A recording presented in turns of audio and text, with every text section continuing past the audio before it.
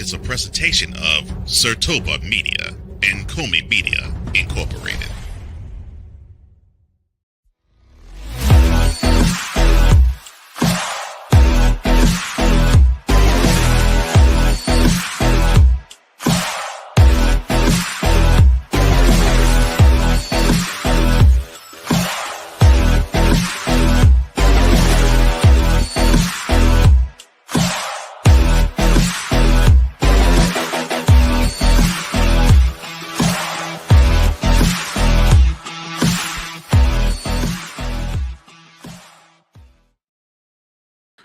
All right, so in the owners meeting, the Lions drop a proposal. The Packers push forth another proposal, and they get told to shove it. You gotta love it. All that and more. You're watching Total Football Talk.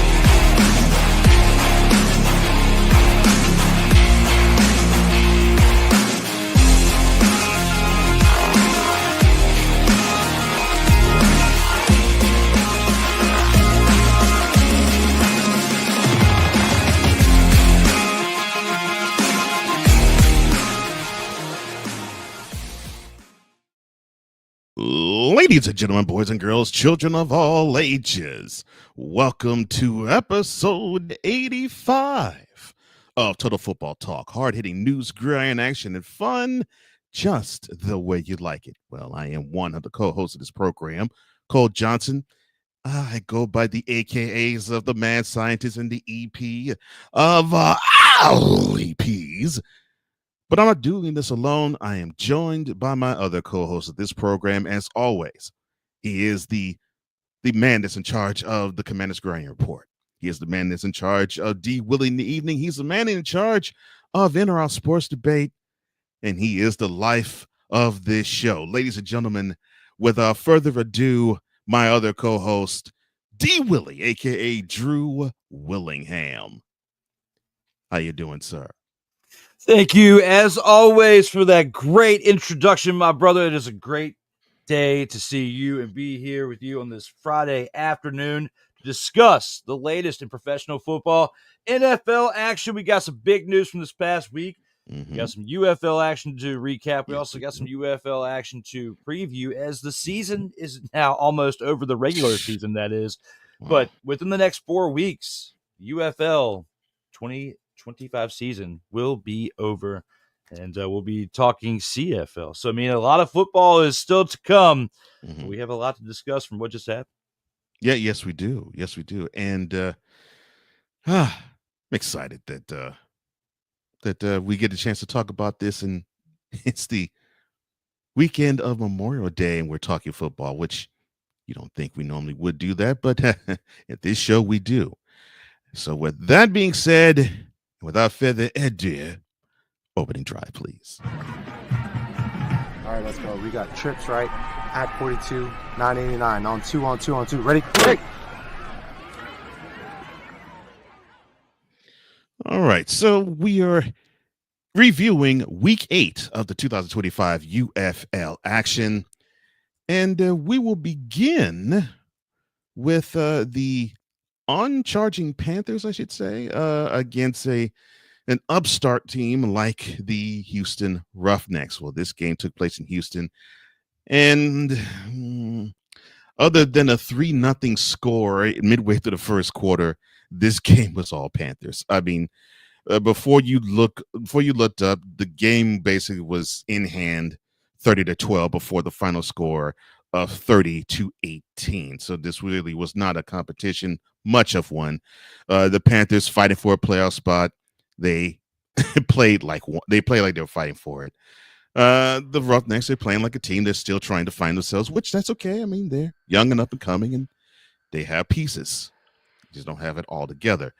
Denny Edling, who you're saying, wait a minute, that's not the usual suspect at quarterback for the Panthers. Actually, a decent game. Actually, a pretty good game. 14-22, 167 yards. You'd say, well, that's not really all that bad, all that great. 3 touchdowns, though. He made the most of his completions. He also had 5 carries for 22 yards. On defense, on the top lead, the third, he gave you 9 solo tackles. Kedrick Whitehead Jr. gave you 7 solo tackles and a tackle for loss.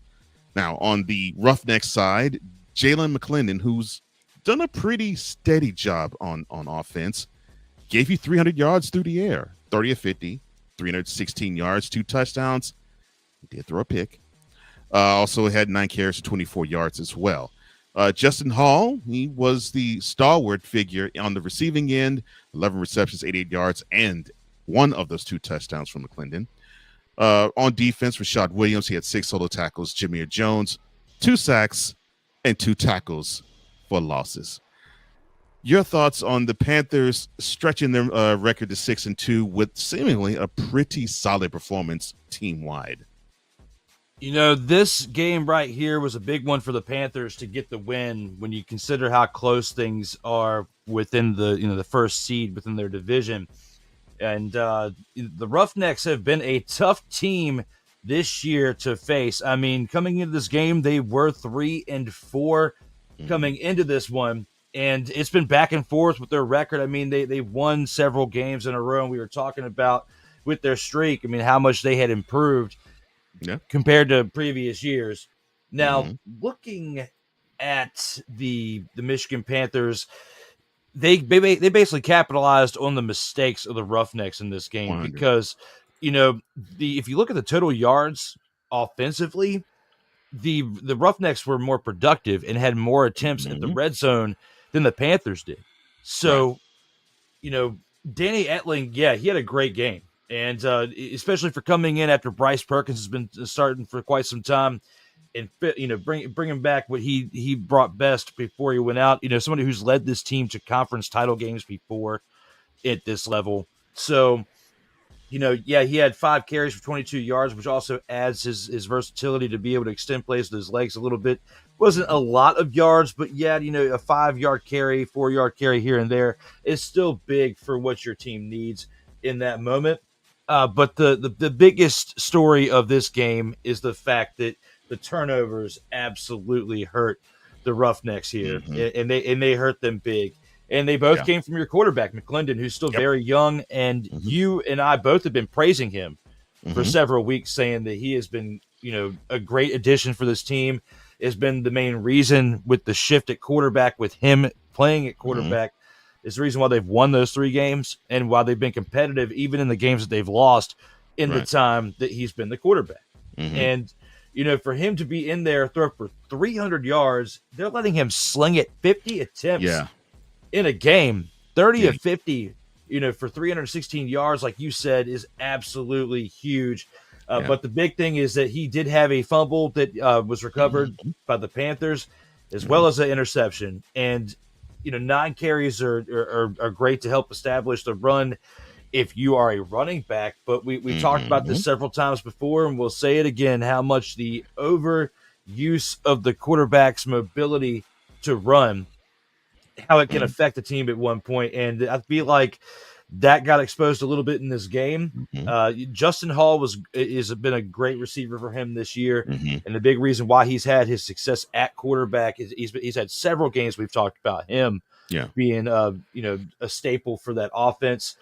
But the defense of the Roughnecks needs to step it up a little bit. But at the same time, you can't really help that when your offense is turning it over multiple times because they're not getting much rest. And I can't get mad at that. When you've got your offense turning it over not once but twice, and it's your quarterback, some frustrations may grow on the defensive side, especially when they were just on the field a play or two before that. They hadn't had a chance to get their wind. They've been giving you all they got, and you see where you're at this point. And you got a very young team here, but it's just wild to see how things have shifted in the state of Texas, going from the Brahmas last year who went to the championship game and how much of a fall they have taken this year. And then you look at you look at now the Roughnecks are where they were, and they basically swapped places. Right. The Roughnecks, the Showboats have still had are still a team that we thought at first were going to be like a team like the Roughnecks the first month of the season. Right. I was saying they could potentially be making a turnaround this year, but I was wrong with that. But we both were right when we started saying at the beginning of the year how the Roughnecks, how much of a different team they are. Even in the losses, they are a different team. The Showboats, you smack them around a little bit, they just give up by before the games end at most of the time. But the Roughnecks have been competitive all year long.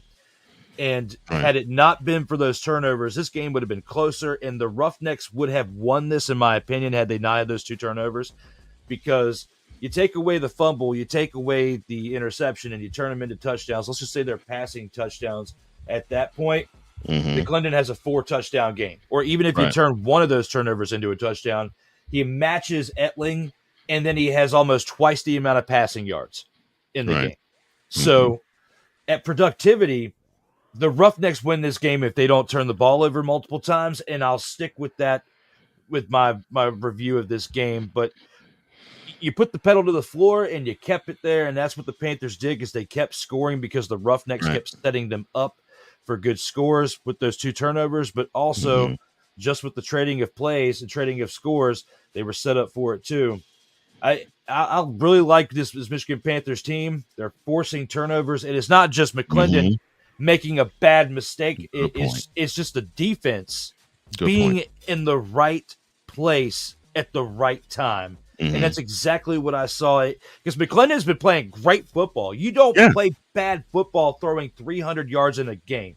Okay. No.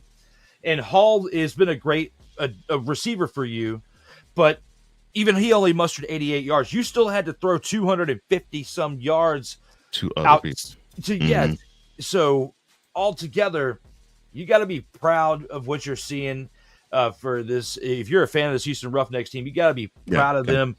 3-5 isn't something to go out and be ultra excited about, but you can't be mad at them because they made a major improvement from where they were last year. And I feel like they have a really good chance to win these next 2 games and finish at 500. And that would be huge news for them in comparison to where they were in 2024. Great points.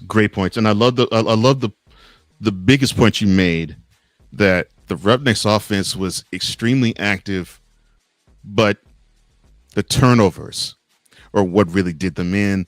And the Panthers, which didn't surprise me, the Panthers don't necessarily have a dominant or dominating offense, but they have one. And I love the word you use, opportunistic.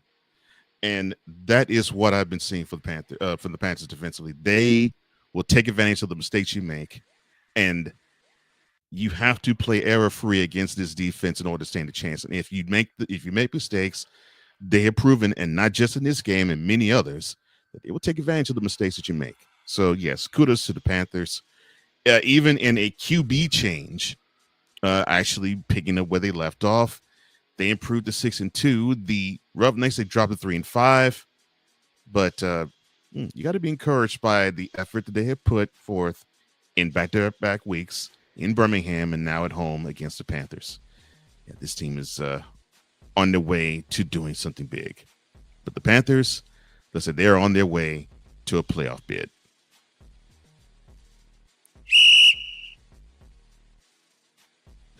Now, that was pretty much the most lopsided, I would say, game of this week, but it wasn't really a dumpster fire worthy game. This one, I won't say dumpster fire worthy, but this was a game that the Defenders did have. They hosted the Renegades, and the final score is closer than the game really was, 33-30 in favor of the Defenders. But the Defenders pretty much had this game in hand, and the Renegades had to rush on coming late. Jordan Ta'amu followed up a wonderful performance last week with a pretty good one this week. 15 of 26, 240 yards, and a couple of touchdowns. He even had 5 carries for 21 yards on the ground. Something that I hope that this is a harbinger of things to come, maybe even with a little more carries. Deion Jackson, 10 carries, 89 yards. He also had a reception for 27 yards. On defense, Josh Proctor, he gave you 8 solo tackles. Anthony Hines III gave you 7. DeAndre Baker, he gave you a pick, and that pick came on the arm of Luis Perez. 32 of 46, 350 yards and 2 touchdowns to go along with that interception. He also had 2 carries for 9 yards. This is actually a wonderful performance again by Perez in defeat. Day Hunter, not great on the ground, but great production-wise altogether. 10 carries for 40 yards. He also had 6 receptions for 49 yards. And hopefully they can remember to utilize Day Hunter more and more as the years go on, if he stays with the Renegades. On defense, Charlie Thomas III, he gave you 5 solo tackles and a tackle for loss. Stephen Jones Jr., he gave you 5 solo tackles himself. And Lucas Havrasik, that leg is active again. 3 of 3 for field goals with a long of 54. Now, your thoughts on the defenders holding serve, I think is the best way I could put it, in holding off the Renegades. Jordan Ta'amu is that dough.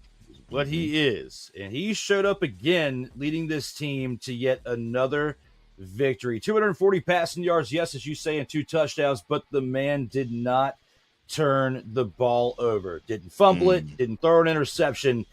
Was great. You know, he extended some plays with his legs. But again, 114.3 QBR absolutely was on fire. Now, I want to say something. Luis Perez did great statistically passing. 46 completion, 46 attempts, 32 of those completed. However, even though he had a 97.2 QBR, what mainly affected that from being, he would have superseded Ta'amu in QBR had it not been for the fact that he threw an interception, but he also fumbled twice and lost the ball both times that he fumbled. So that's 3 turnovers in that game, Cole. Had he not turned the ball over 3 times, this team wins because they only lost by a field goal. Right. So 3 turnovers in a game and you lose by 3 points. That you're lucky you didn't lose by more than that, especially when you're playing the team that you're playing. It goes to show the greatness of this Renegades offense, even though they are struggling. Yes, they are 3-5. Absolutely sucks when you think about how they had these opportunities to be a good team over the past couple seasons, and they were just in the XFL championship the year before last, before the 2 leagues merged. Even though they had an up and down year that year, they weren't 3-5 by the time you got to week 8, I don't believe. No. So looking at it for what it is, I'm very, very, very disappointed in this Renegades offense for as good as they are, finding ways to expletive it up, because that's exactly what happened in this game. Absolutely disappointed you should be if you are a Renegades Renegades fan. If you are a Dallas Cowboy fan, you are not Cole Johnson. But if you are a Dallas Cowboy fan and you were just missing football and you just wanted to get your fix this past weekend and you are pulling for the Arlington Renegades, you were sadly mistaken for how great of a result it was going to be. It was not a great result. Arlington Renegade fans, you must still be feeling a pit in your stomach because we have football this weekend and next weekend, and the best you can do is a 500 record after what you should have is a winning record because you should have won the damn game. Well, kudos, Lord, kudos to DC. They stretched their record to 6-2. Along with the Renegades dropping to 3-5. But you make a good point. I'll just say this. For how things are going in that area football-wise, professional football in the Metroplex area, 500 seems to fit that area just fine.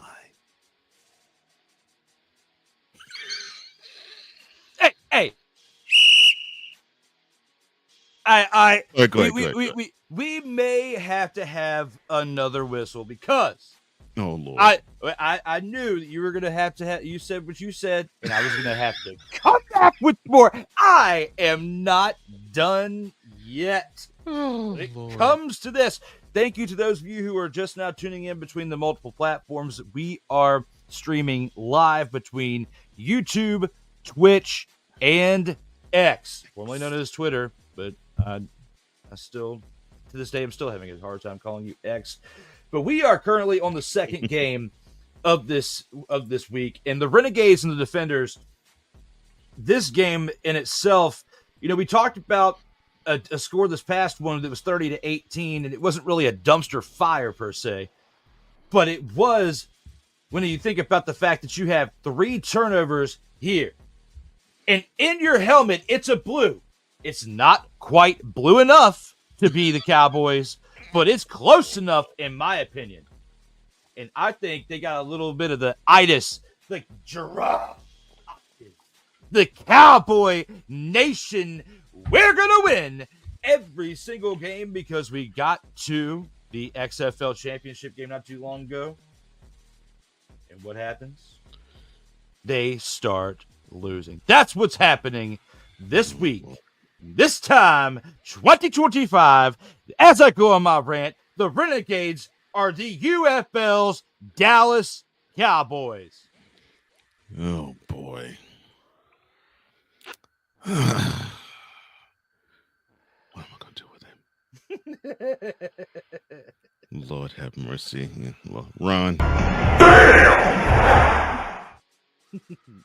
I mean, Yeah, think about the talent that you have with your tight end with Sal Cannella. You have Mhm. Burnett. You have these, and Yeah. you have He Bonds. has a good talent on offense. Yeah. Day Hunter. Your running back, Day Hunter's giving you 50 yards receiving and damn near 50 yards on the yards ground. And your quarterback is slinging for 350 yards, but he can't not turn over the football. Yeah. So Okay. Luis Perez, as good as he's been in certain spots, he's been very inconsistent when it matters the most. Yeah. And that's the story. That's what we need to plug, because that's why I compare them to the Cowboys, Gerald and Dak, because Dak got all the hype, but then makes the mistakes in the moments where they need him the most. When he's healthy. When he's healthy and he's there in the moments that they need him the most, he makes the mistakes. Dak can throw for 300 yards. Dak can throw for 3 touchdowns, but Dak can also have 3 or 4 interceptions or fumbles in a game. And that's how you have the results that you have when you look at this episode of Total Football Talking. What we're bringing to you. What do you think? Have you seen this past week's game? I know I've been going on a rant about it. What are your thoughts? Are you in belief? Are you feeling the same way as I when it comes to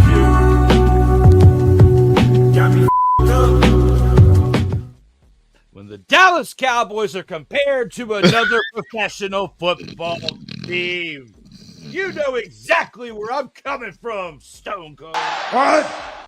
You know damn well here and now, no matter how you want to look at this. You guys want to hear a fucking story? Getting revved up, because no matter how much you want to look at it, from start to finish, we're going to feel this way. This has been yet another Beating a Dead Horse presentation. All right, I got my rant in. Oh my gosh.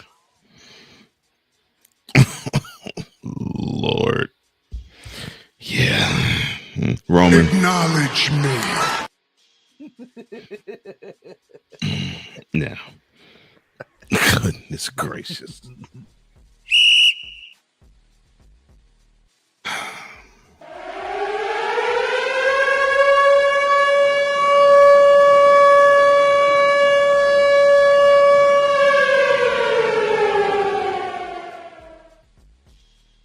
Okay, so this almost doesn't count as an upset, but go along with it with me.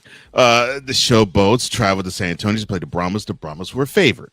So technically, since they were on the losing end of the 24-22 in overtime score, that would mean that the underdog won. So But if anyone said that this would be an upset, that the Showboats would win, it's rather laughable. But the game actually was rather interesting, although you had a lot of horrible performances. Take, for example, Troy Williams.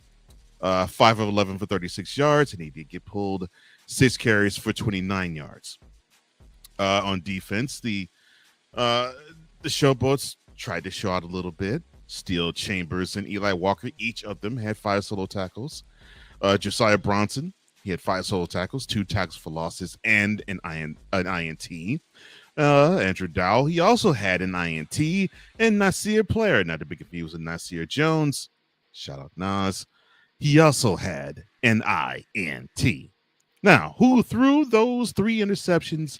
That would be one Kevin Hogan, the quarterback of the Brahmas, 14 of 25 and 92 yards, 0 touchdowns, and the aforementioned 3 interceptions.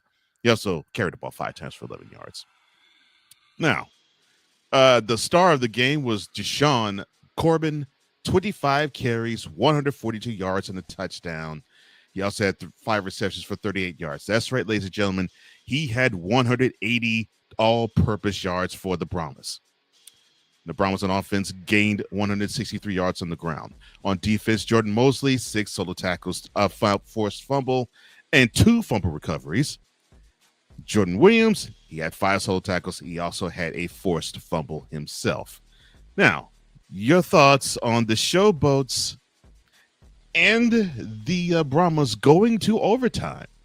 In fact, I believe you actually called this. Almost a tie, came close. Let me tell you something, brother. When it comes to my long-lost relative, as they say, the man known as Kevin Hogan, this kid out here is absolutely terrible with how he is playing the position of quarterback for the San Antonio Brahmas. Brother, dude, looking at this right here for the Brahmas, Kevin Hogan absolutely was trash. Hulk Hogan would say out here, brother, as I do my little out here, brother. Nah, man, I had to throw in the sidelines for a second for Kevin Hogan. Yes, he was absolutely nothing like what Hulk Hogan would be out here on a football field. But I told you last week I was predicting an overtime game. Can't hurt inside. Oh, I'm sorry, my bad. That was the joint. I know Cole was going on for quite some time. I was rolling with it in the background. It was great, but this game was terrible. It's unfortunate. I entertained you for quite some time. You brought it up as the upset of the week. Mm-hmm. Yes, it was an upset in the fact that it was upsetting to watch. It was so bad. But when you look at it in comparison to a potential dumpster fire of the week, it still wasn't quite as bad, because the fact of an overtime is a thriller to some. If you are at the game, which for that game there wasn't many, if you were there and they actually make enough revenue to have an alcohol license there and of the ability to drink, you're probably having a good time by the time it got to the overtime. So you're probably just enjoying the fact that you had a little bit more time to drink in public, because this game would drive you to drink. It was that bad. Even if you were an adult, but you had never had an adult beverage in your life, you were driven to drink in this game. Michelob Ultra, please. They were being handed out. Possibly, they might have been giving out Michelob Ultras for free by the time the game was over, because of the 17 people that were in the stands deserved it for the reward for actually giving them B-roll to have, with all 17 of them sitting beside each other to get their B-roll shot before halftime. Because this game was absolutely terrible to watch, Cole Johnson. It was tough to watch. Looking at it at halftime, it was 17-14, but you look at how we got there. This game, the first quarter was nothing but punts and interception and turnover on downs. The interception by the Brahmas, the turnover on downs by the Brahmas, going for it on fourth down. That's what we had for the first quarter. Now, the second quarter was where we had all of our action for the most part. You had the scores going back and forth. It's 17-14 at halftime. That's pretty much where most of our action came between then and the fourth quarter, because you had interception after interception after fumble and one slid-in field goal in the third quarter. So, not slid in. Yes, he slid it in there. You slid in the field goal. So the fourth quarter was you had more action. You finally get to 20-20. You have a blocked punt in there too by the Showboats, and it was a pretty interesting quarter for them. They showed up at the end of the game pretty much, but you go to overtime and there's 7 attempts for these teams between the two at who's going to have the ability to win this game. So, looking at it for what it is, 7 opportunities at overtime to win the game. The Brahmas themselves, man. I mean, come on, man. 1-7. This has been absolutely horrific of a downfall to watch. I said it earlier. I said going from the championship game last year to what you have here and now is absolutely horrendous of a turnaround. Wade Phillips steps down after an 0-3 start. I guess he saw the writing on the wall after 3 games. F this, I'm out of here. 1-7 is what they've become. They won the game since Wade left, but they were destined to win that game more than likely anyway. They might have actually won another game or two with Wade there, but the stress from the first 3 losses of the season after going as far as you did last year, I think Wade was about ready to retire after last year, and he was hoping to win that game and go out on a high note, but it didn't happen. He comes back this year, and the team is nowhere near as competitive as they were last year because they have different players rotationally in there from what they had in comparison to the year of 2024 and prior. In 2023, they were similar to what they are now because last year we were talking about the turnaround the Brahmas had made from 2023 to actually getting to the playoffs and then even making it to the championship game. So it's been tough to watch this year, but the fact that they are actually nominated for something, nominated for upset of the week, I mean, it's nice for them to be a part of that, I guess, even though they took the big old nasty.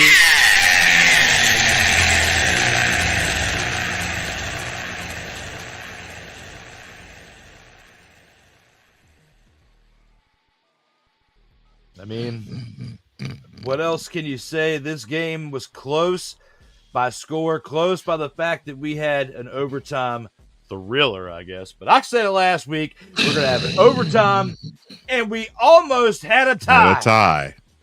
Almost did. I called it. I said, we are going to have a tie next week. And it did not come into fruition, unfortunately, but we were damn close. Yeah. So I had to give you credit. You predicted the tie, and we almost got one. It's like, oh, Lord, no. Because if this game ends in a tie, I already know I have to slot probably 10 minutes for Drew to gloat, because this would be hilarious. This is the worst game of the year, and they ended a tie. It's so fitting. Yeah, I could pitch you just going to rant for that. Oh my! But yes, the Showboats, they improved to 2-6. The Brahmas, they fall to 1-7. Oh boy! Free Michelob Ultra. That's hilarious. Oh yeah, the Michelob Ultra. Yeah, wow. I threw that was on a whim. I didn't even think about that before the show. I just kind of Hulk Hogan promoed because ever since I threw the sunglasses on for a second, talking about Kevin Hogan, which may or may not be the only time I do that in this show, Easter egg. Right here and now, this is a terrible game. It was the Dumpster Pelican Bowl of the week, upset of the week.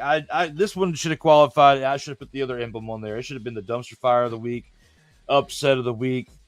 Just all around, you lost a few brain cells if you watched the entire game from start to finish there live, because you did nothing but drink watching it.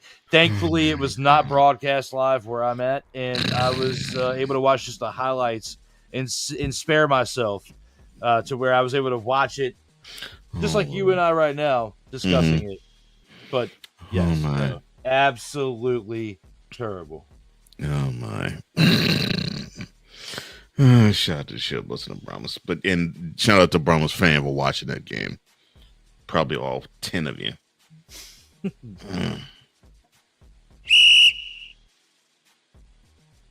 And now we get to the game of the week, where it was between the Stallions, the visiting Stallions, and the homebound St. Louis Battlehawks, which, well, you saw how things were in San Antonio. It's a little different in St. Louis. The game was nip and tuck, and the game shifted momentums. And you had a lead change in 5 minutes ago in the fourth quarter in the Stallions' favor. And then the Battlehawks returned the favor 2 minutes later. And it is the final score that you see right before you. 29-28. The Battlehawks beat the Stallions in a pretty good, hotly contested game. Max Duggan, 12 of 21, 110 yards and a pick. He also carried the ball 11 times for 54 yards with not just one, but 2 rushing touchdowns. He still didn't steal the thunder from one Jacob Sailors. 16 carries, 118 yards, and a touchdown. He did also have a reception for 3 yards. The Battlehawks offense got busy on the ground with 173 yards on the ground. Defensively, Travis Feeney, he gave you a sack and a half and a forced fumble. Peter Tomopeno, he gave you a sack, a forced fumble, and a fumble recovery. Callahan O'Reilly, he gave you an interception. That is off the arm of one Jamar Smith, the quarterback of the Stallions. We had a game, 14-27. The completion percentage could have been a lot better. 262 yards, 3 touchdowns, and the Callahan O'Reilly interception. He also had 10 carries for 45 yards as well. Deion Kane, he had 2 receptions, 115 yards. Both those receptions were for touchdowns. On defense, Terry Norwood, he gave you 5 solo tackles. Calva Tazzino, he gave you a fumble recovery. A.J. Thomas gave you a pick. Daniel Isom gave you a forced fumble. And Daniel Isom gave a forced fumble. And Harrison Memphis, he gave you 3 of 3 field goals. And this might be one of the games of the year candidates, and we might see this again come playoff time. Your thoughts on the Battlehawks eking this out over the defending champs? This one, the Stallions have been tested heavily this year for the type of team that they are and were prior to 2025, because coming into this year, 3 straight championships, looking for a 4th, which no matter if it's the NFL, it's hard enough to do 2, let alone 3, which has not been done in the NFL. But in this league, between the merging of the 2, it counts. They've won 3 straight championships, looking for a 4th. Now, on paper, with a 5-3 record, as we see here, it's technical that they could still go for a run, but they've got to win these next 2 games in order to make it happen. And the Battlehawks coming into this one, they were the ones that if you lose the game here for them, it puts the Stallions where it basically it reverses each other's record, and it puts them in a better spot. Granted, they're in different leagues, but right here and now, or different conferences. But looking at it for what it is, this game, I 100% agree with you, should be a candidate for a game of the year when they start looking at their awards at the end, because this was a tough matchup that if they face off in the championship game, that's what's best for the UFL. Yes. If you have these UFL two teams right here facing off in the UFL championship, it is what's best for the UFL. The Defenders would be a good matchup, I believe, because Jordan Ta'amu has been on fire, and the Battlehawks all around have been a better, well-rounded team because the defense of the Defenders has not been consistent. 100. That's why, looking at what their win was earlier, you still gave up 30 points, and had they not had those turnovers, which Perez fumbled the ball twice, he couldn't hang on to it, and the interception he threw, I can't necessarily give the defense full credit on it because it just was a bad play by Perez, a bad read. So going back and looking at this one right here, definitely qualifies for game of the week. For how tight it was. It wasn't really a matchup based on turnovers, like when you look at the Defenders and the Renegades game. It was a matchup more of two really competitive teams that kept each other under 30 points. And a league like this, the way that it's structured to score points, and if you give up 30 or more points, your defense definitely shouldn't be rewarded at any level because you gave up 30 plus points. 29 and below, and the fact that you gave up 29 if you're the Stallions, but you scored 28 goes to show that this was a really good test for the playoffs. You should be able to win these next two games, which we'll talk more about that in depth here shortly, but you should be able to win those next two games. But to be able to escape this one against a team that's won 3 consecutive championships, and you did it with a quarterback that wasn't even that consistent because he had a QBR of 51.7.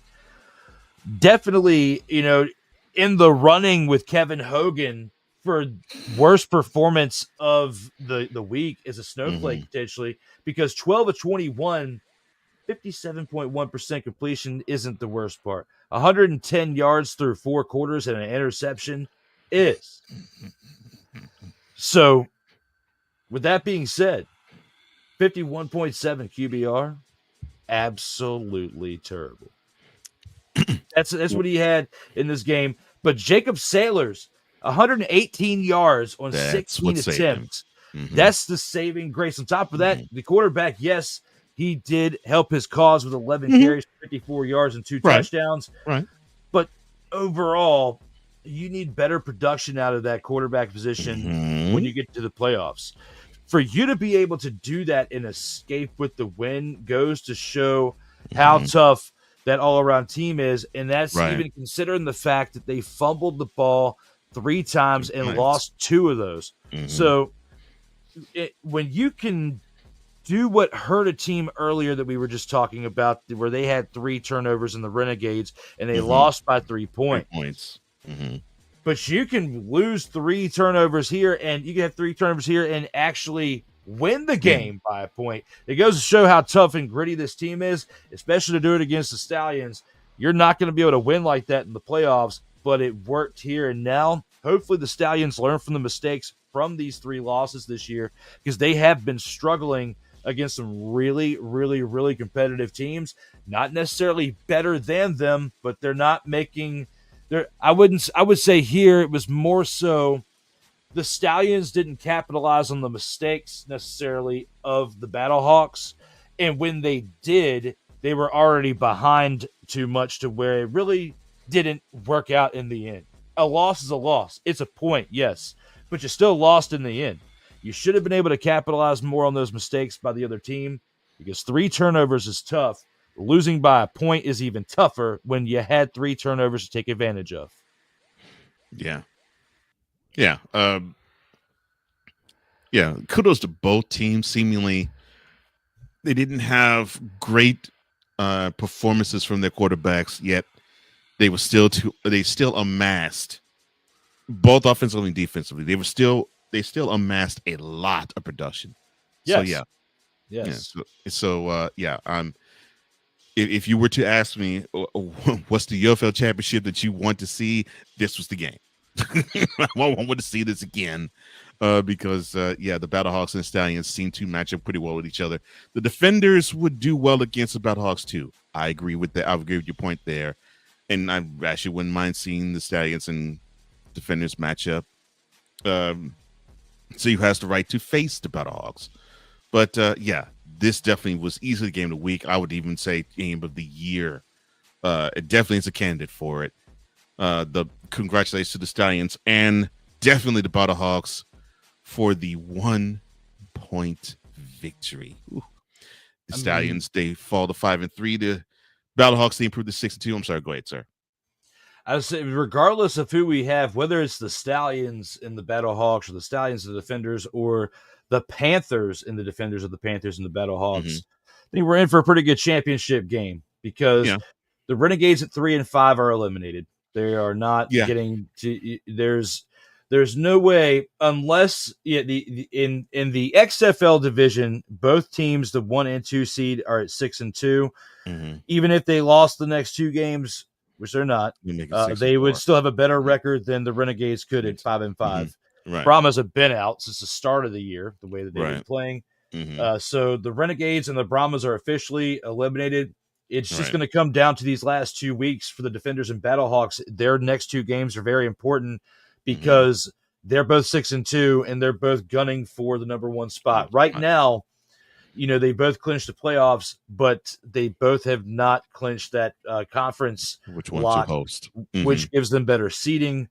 And, regardless, and all that basically boils down to is just a home game. Which gives which with 17 people in the crowd, it's not really that.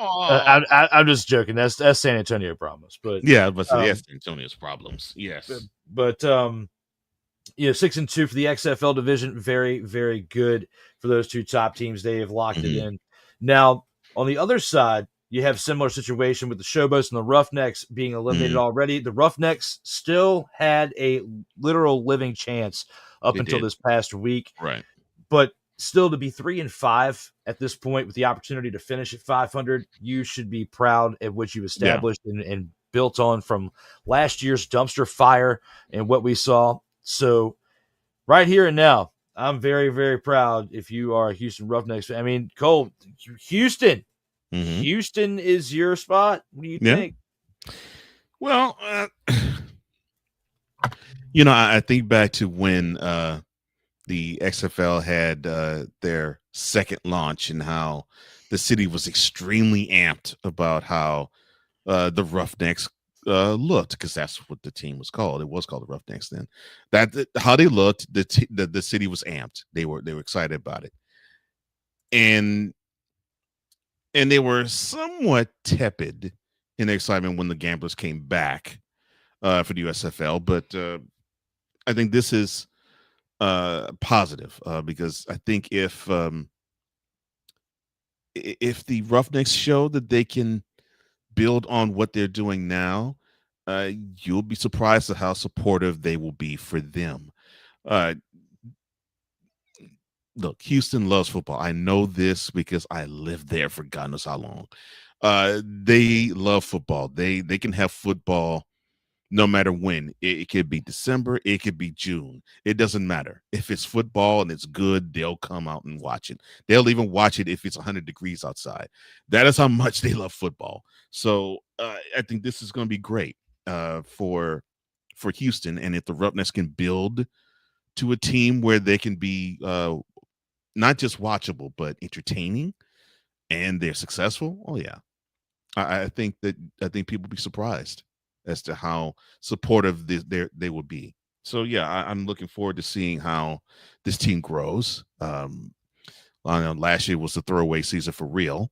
This year I wouldn't call it throwaway. I think they got a chance to test out how far they've advanced. The fact that they actually hung with and actually held a lead against the defending champs in their building for about 45 minutes. I think, though, not 45, I'll say 55 minutes. That I think is a feather in their cap. And unfortunately, I know if you're a fan of a team, normally you don't root for moral victories, but you got to understand where your team is. Would I consider the Roughnecks a team that's on par with the Battlehawks and the Defenders and the Stallions and the Panthers? No. So you have to take the victories when they come, and sometimes those moral victories are what you have to take. For example, with the Panthers this week, although yes, I know they lost 30-18. I saw a quarterback, and I think this might be the quarterback of their immediate future, throw for 300 yards. Yeah, he did make mistakes, but he moved that team down the field. That I'm impressed by. And against the team, again, I said the Panthers, they're very opportunistic. So if they could tighten up those errors and tighten up those mistakes, and some of those INTs and fumbles turn into field goals to touchdowns, the future is bright for them. And the future is bright for Houston. I'm looking forward to seeing what they have in store. Yeah, I just figure with the end of week 8, we now have a good hard look at who's in the playoffs definitively. Yeah. There was still some question marks through week 6 and 7, and now we're here through week 8, about to preview week 9. And looking back on it, these teams that gave us a run like the Brahmas last year, I mean, they've been eliminated for weeks, but right. I had hope for the Roughnecks because they would be the team like the Brahmas last year who nobody saw making it to the dance last year. Right. And they made it all the way to the UFL championship game and to win a playoff game. To even get to the playoffs would have been a big win for that team because it's been tough for them since the merger, since before that. I mean, Houston has not had a winning team since the Oilers, really. I mean, the Texans have had some moments here and there, but, you really don't get the excitement and the thrill of Houston professional football still, since the Oilers and Houston is still destined. I mean, they still need a good professional team. Even if you have 17 or 18 people in the stands, they are going to be happy because that team is playing well. No, they have more fans than that, but that's definitely a dramatic, exaggeration. But right here and now, I'm proud of Houston this year for what they did. We can't, it's going to be disappointing that over the next couple of weeks leading into the playoffs, I'm not going to be as excited when I talk about them unless they win out these next 2 games and can finish at 500. But as we finish up with those 4 games of the opening drive, I just wanted to make sure I got those points in because as we now shift to weeks 9 and 10, we're going to be looking at those teams in a different light in comparison to how we did through the first 8 weeks. Yeah, and definitely to your larger point, the city hasn't experienced a club go to the AFC or NFC championship or even had a game that was championship worthy. And this is USFL and XFL and UFL included since January of 1980. So, and this is a city that's experienced a couple of world championships in the NBA and a couple of World Series championships with the Astros. I'd be the first to tell you, as great as those are, you give that city a football championship or a Vince Lombardi trophy, they'd lose their minds. They would lose their minds. But love Houston. I can talk about that all day. Well, again, that's the end of week 9. The game of the week, of course, was the Battlehawks and the Stallions. Hopefully, we might see something of that ilk come UFL Championship weekend. Who knows? But that does conclude opening drive. All right, let's go. We got trips right at 42, 989 on 2. Ready? Ready. But we just getting started. Now,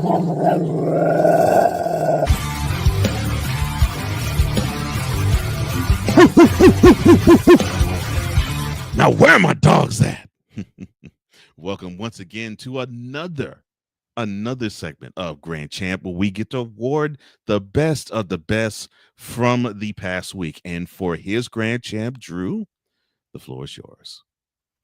You know, this week there was some competition for some really good players within the league of the UFL, and even some good moves in the NFL that definitely qualified for this spot. But you know, when I weighed it back and forth, and I really thought about who I want to pick, I wanted to pick somebody that came in and stepped in at a position that, yes, it was his starting quarterback position to begin with, but coming back from being banged up with Bryce Perkins taking over. For the Michigan Panthers, I got to give it to Danny Etling. I mean, look at what he did in this game. 3 passing touchdowns. You know, even though you look at the fact that the Renegades and how they played against the defenders, had Luis Perez not turned the ball over those 3 times, I would have probably selected him because that type of production was big. Not a whole lot of passing yards here. He didn't even break 200 passing yards, but he made the best of his opportunities is the biggest thing I have to say here. 3 passing touchdowns within the drives that he was running the offense for. 126.3 QBR, which was the biggest of the week. 5 rushes, 22 yards on the day as well. And look at what he did against that Houston Roughnecks defender. I mean, leading a team to the largest deficit of the week of 12 points over the team they beat. So leading them to a 30-18 victory after coming back after not playing for a while. Got to give it to Danny Etling stepping back in and getting the job done. Yeah, I agree with that one. Yeah, he did a great job considering he hasn't played much all year, and he comes back in, and he. This is something I think people have to understand. With the quarterback position, we can rave over. Oh, he threw for 300 yards. He threw for 400 touchdowns. He tossed a 50-yard bomb. All that is great, but if you can give me a good percentage with no turnovers, I can take whatever else that comes along with it. And I thought I was on an island with that, but obviously my brother is thinking the same way as I'm thinking. If you take care of the ball, you're taking care of your team, and that is what your quarterback should do more than anything else. And so, Mr. Edling, you definitely deserve the grand champ for sure. Great choice, man. Great choice. Thank you. Now, I know I'm going off the beaten path a bit here, but I still have to. And the reason being is, you know, I think, you know, people talk about football, that it lacks being the world sport, you know, like baseball has become and basketball has become over the recent decades. And of course, how soccer is, period, because it is the sport of the world. But tackle football is making its way into being a worldwide sport. And how do I know that? The Olympics. That's right. When it comes to LA, it's going to actually have flag football. It's not going to have tackle football, but it's going to have flag football. And the NFL says you can have our players play on it. And I have to give the shout out to the LA team of 2028 and the Shield for actually allowing the players to participate. And hopefully we get to see future Hall of Famers or even present Hall of Famers at the time. You know, some like, you know, Peyton Manning. Oh, I don't know. Probably by the time he retires, Kirk Cousins, or I don't know. I'm thinking about oh yeah, Thomas Patrick Everett Brady the Junior. The second. Hopefully we can see players like them who actually played in the NFL come back and play. And hopefully we get to see current players play, because the more the league can get the shine in terms of what these athletes can do, the better. And yes, I know the thought is, well, it's bad timing. I mean, the Olympics is going to be in the summer, and then right after the Olympics are over, or probably right when the Olympics are taking place, that's when training camp happens. You know, we're talking about athletes that actually do this year round now. I mean, they may have maybe 2 months off if you were a team that did make the Super Bowl. So, okay, so you might have January and you might have February off. You know, by the time the free agent time period starts, which is mid-March around St. Patrick's Day, teams are getting ready to actually have organized practices. So we're talking about athletes that do this year round. And so it is time for the NFL and professional football as a whole to get a more worldwide appeal. And this is what results. So I got to give credit where credit's due. I got to tip my cap to the Shield and tip my cap to the Olympics. I think this is a good move for both. And I am proud actually to say I will be watching. Although I know people were like, well, it's not tackle football. No, I'll still watch.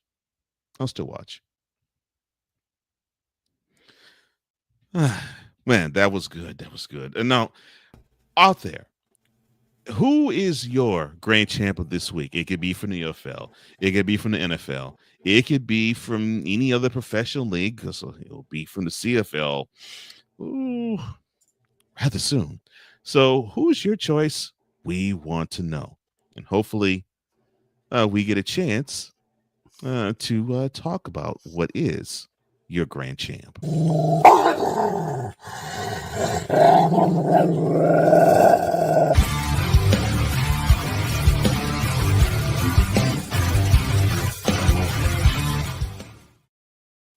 I think it's time for another scoop or a few.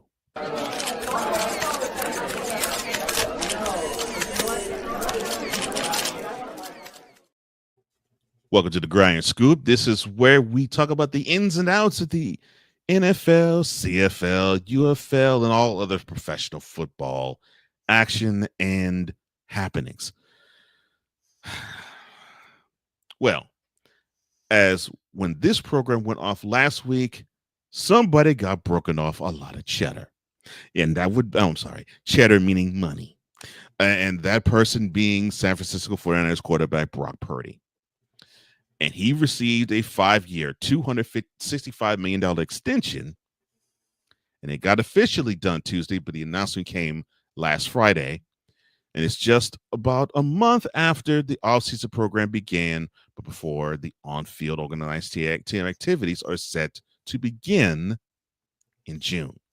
Now, one day after the disappointing 2024 season for the 49ers and Purdy decided, well, we'll let everybody wait as to who is going to get what and how much. And so, of course, they pilfered the 49ers and Purdy with, well, when's he going to sign and how much? Now, at the time, Purdy didn't know how much, but he did hope that the negotiation would be speedy. And at that media session in January, Purdy expressed that hope that he would have a new deal done by the time the 49ers opened their offseason training program in April. It took a month longer, but that deal is here. And Purdy had this to say about that deal. Quote, being here day one was a huge emphasis for me, regardless of having a contract done or not. But I had a lot of faith in my agent and the Niners that we were going to get something done. I didn't know exactly when, but being here for phase one was huge for me. Close quote. Now, my question to you about that is the following. Now, if you were Snowman, I would not ask you this question. But since I know you'll be a little more objective about the 49ers, I will ask you this. I knew that was coming, though. I was waiting for it. I was waiting, and you served it up, and it got me up in a great way. I love it. Thank you. I figured you'd appreciate that. Can the 49ers properly build around Purdy? threw a lot of money at him, but at the Yeah. same time, he saved John Lynch's job. So yes, he deserves to be Yeah. highly That's a good point. compensated. That's a You know, very good point. look at what they gave up to draft arguably one of the biggest top 5 busts of all time, top 3 busts of Mhm. all time. You know, it picked within the top 3 picks of the draft, Right. and it was an ultimate bust. And what they gave up to draft Trey Lance and the return that they got on the Yeah. field, regardless of that, then when you in comparison to the trade that they got from the Cowboys, I Mhm. mean, and what Brock Purdy has done with the weapons around him, yes, he's had some great weapons, and the team was built for success around Trey Lance. Luckily, Brock Purdy came in, not necessarily the style of what Trey Lance was in college, but fit the system of what they ran better than what they thought Trey Lance would. And they have had success with him. Unfortunately, they didn't get the Super Bowl at the time that they should have, because that team, as good as it was then, should have won that Super Bowl that year. And Mhm. you know, now looking back on it, you know, you gotten the best out of his rookie contract, you know, better than probably anybody outside of the Tom Brady rookie contract, because of his pick within the 2000 draft and what he was getting paid when he won that first Super Bowl for the Patriots. Oh gosh, When yeah. you really go back, if you really want to compare it, those are the 2 closest situations, even though Brock Purdy was Mr. Irrelevant Mhm. in comparison to Tom Brady. I mean, like you said earlier, I mean, you brought him up. I had to throw the Mhm. second out there. You know, I threw it. Mhm. But right here and now, with the Brock Purdy situation, he deserves that contract for what Mhm. he did for not only the city of San Francisco, who supports that 49ers team, but for John Lynch, who took a big gamble with Trey Lance and did not succeed. And yet, the same year that you make that bad mistake, you draft Brock Purdy, Yeah, who ends pretty. up to be the successor at a much cheaper rate, and you've gotten the biggest, value in return, the Mhm. dividends paid off, as I would say, outside of that, in comparison to the other situation, and now you pay him. So around the team, can they properly build around him? They're going to have to make it work. But regardless, Brock Purdy's getting paid. He deserved that contract for Mhm. what he did for the team. And as the years go on, that's why it's good to get like the Patrick Mahomes deal, even though a lot of it's going to be back paid later on, the way that Right. contract's structured. Right. There's certain clauses within some of these players' contracts that isn't as highly publicized as that, because of the amount that Patrick Mahomes is putting on the back end, similar to like Shohei Ohtani and MLB. You know, with this contract here, very similar. There are some that's going to be paid on the back end, but maybe not as much as what a Patrick Mahomes would, because Brock Purdy hasn't been getting paid much at all. So he needs to get basically compensated for it now, in comparison to Patrick Mahomes, who had a decent deal because he was drafted in the first round at a Right. higher pick, at a better contract deal. But for this kid right here to go from where he was to the amount of money he's making, part of it is the team around him. You put him on the Jets or another team Oh has been gosh. struggling, like the Giants, of what they were. Maybe the Giants are better with some of the other moves they made this offseason. I'm still not fully buying it. But if you look at Mhm. what they've done in comparison over the past few years, that was not a situation you would have wanted to get drafted to. So the team makes the best out of you. The 49ers have been a good team. I think that Brock Purdy deserves the contract, because of how clutch he's been and what he's done and what he potentially can do. I disagree with Snowman's take that he posted the other day, though. I love Snowman, but I disagree with his take of Brock Purdy is a top 5 quarterback in the NFL. Like, Oh, I did hear that. I I did hear don't agree with that. Yeah, top 5. respect Yeah, the it's a little take, high. but I respectfully decline the agreement of that one right there, because we could literally sit here and rattle off 5 different quarterbacks ahead Mhm. of Brock Purdy. Mhm. If he without was a trying. top 5 Yeah. quarterback, they would have gotten much further than what they were last year. Okay. Yeah. So, and we can actually have that as a topic next week. If you even want to note that down and bring it back next week, we can list the top five quarterbacks in our own opinion, and we can talk about that. But for this topic right here, so I don't take up too much time, can they properly build around Brock Purdy? Yes, because the salary cap is going to be raised more over time. They're going to have more money to work with. They're going to be able to spread it around more, and it's not necessarily going to be impacted as much by this contract deal. And it's easier to get out of this contract than it would be to not pay him. So, yes, he has guaranteed money. Yes, he's locked in. But at the same time, you've got a good gamble here. The kid is still young. It's not like he's 32, 33, and you've locked into this deal, and you're taking a gamble for if he's going to be able to play till 37, 38 years old consistently, like what Aaron Rodgers did before he went to the Jets. That's basically once you get to 38, it's a gamble. They moved on. Packers did. It's not worked out so much for 39, 40, 41 year at this point, Aaron Rodgers, because he's still not on a team. But for Brock Purdy and what he's done, absolutely huge for the 49ers. It would have been best for Rodgers to have ended up with the 49ers had he been able to leave the Packers maybe a year or two earlier.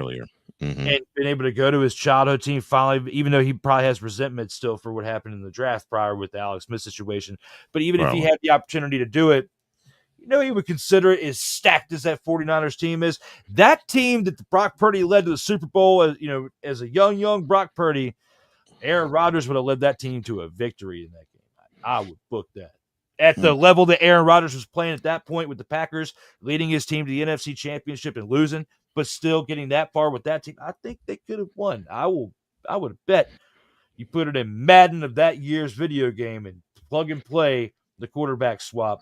That's what happens. But either way, I still think they can properly build around Brock Purdy to answer your question, and they will have more money to play with in the upcoming years. It's not over for the 49ers if they continue to make smart moves around Brock Purdy, and if the players don't get too greedy and realize the quarterback gets paid that much for a reason. The quarterback dishes out all these nice presents for their offensive line, the tight ends, the things they do like throughout the season, not only like with some meals and covering things while they're on the road, but like Christmas presents to look out for them. You've seen those giveaways they've given away, like golf cars or whatever, like decked out something, Range Rovers, Rolex shotguns, shotguns, It's been a legend of years past throughout. It's like the unwritten rule.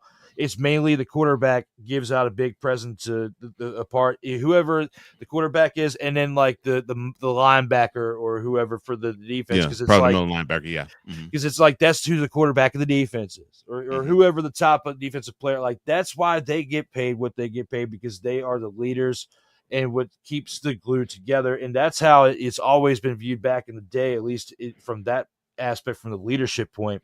And it continued to be that way with this team. Who knows? But Brock Purdy's been doing it right since he came into the NFL. He still has more to prove because he has to win a Super Bowl now, and they have to build smart around him. But I think that they can with the increase of salary cap in the NFL over the course of the upcoming years. You make a really good point about the salary cap, and it seems like already they are proving you right. So they have re-signed George Kittle to a huge contract extension, and that's on offense, and on defense they actually decided to sign Fred Warner to one. So to your point, I agree with you. I think they can, if they can make those smart business decisions and take advantage of the fact that they actually put forth a Mr. Irrelevant to have him be the quarterback of the future for the 49ers. And I know John Winch is like, thank you, Brock. You saved my bacon here in Santa Clara. Before we continue, Sig Diggy says, good afternoon, morning, good afternoon, good evening, good night, good evening to you, sir. It is good to see you. Playmaker, he says, total football talk on a Friday. Yes, it is. And then a guy that we haven't seen in a minute, but I'm glad we're seeing him, Ike. Ike Dawson. Ike! Good afternoon, gentlemen. Good afternoon, sir. He gives you props, Drew. He says the Mike Michelob Ultra rant was fire. I might take a short out of that now that Ike said that. and he says his pick is Panthers to win it all. I'm assuming you were talking about Stanley Cup playoffs because you cannot be talking. Oh no, you're talking about UFL. When we were talking about the back around that time. Yeah. You don't think Detroit is destined for not a Super Bowl, but a UFL championship this year? I mean, Ike does apparently. All right. So Ike is in for the Panthers. Okay. That's what it looks like. Yeah. Okay. Well, that's cool. Like we said earlier, that the defense is opportunistic enough to where he'll take advantage of opportunities, and they can actually do it against good teams too. So yeah, I don't think that's a far-fetched pick either. So yeah, I'm looking forward to that. But yes, to the question, I think what the 49ers have to do is make the smart moves because they've had to reset. That's why we have seen players like Deebo Samuel leave. And they were doing that to make room for the contract that Birdie actually signed. So now that the contract is signed, we got to see if they can still make hay with the team building. I believe they can. I mean, there's still gaps on the defense too that they need to work with because they've been giving up a lot of points too, and they were known for having a pretty well-rounded team on both sides when they got to the Super Bowl not too long ago when Snowman was at his peak of homerisms. Now, Snowman, I love you, but you were definitely at your peak of homerisms at that point when they went to the Super Bowl because that upcoming season, I've been pretty quiet about the Commanders, even though the fact they went to the NFC Championship last year. Each and every year is different. You get excited about the moves that they make during the offseason, but I still have been very quiet in my rankings with Jaden Daniels. You got to respect the year, but understand that anything can happen during a sophomore season. And I'm not doubting the kid or anything, but I've got my expectations are open because I've seen so much with this franchise, whether it was during my time or watching historical tape to see how the team was before my time, because it's just wild beyond imagine what anybody has experienced when they have quarterbacks, multiple ones, whether they're rookies or within their career that have career-ending injuries. Theismann, and then you have Griffin, who never was the same after his rookie year situation. So, you just embrace each and every moment how you can when it comes to that. But when it comes to this situation right here, Snowman, I just hope that if they don't make it to the playoffs and they take a deep dive, people are going to be saying that was some homerism takes. We'd call him a top 5 quarterback. Well, I know this for a fact. You probably just gave Snowman heartburn when you mentioned Aaron Rodgers probably could take that Super Bowl team to a championship. Oh yeah, he and I, you know what? I'm gonna have to bring that up as a topic next time we get him on In or Out. Oh Lord, that would be interesting.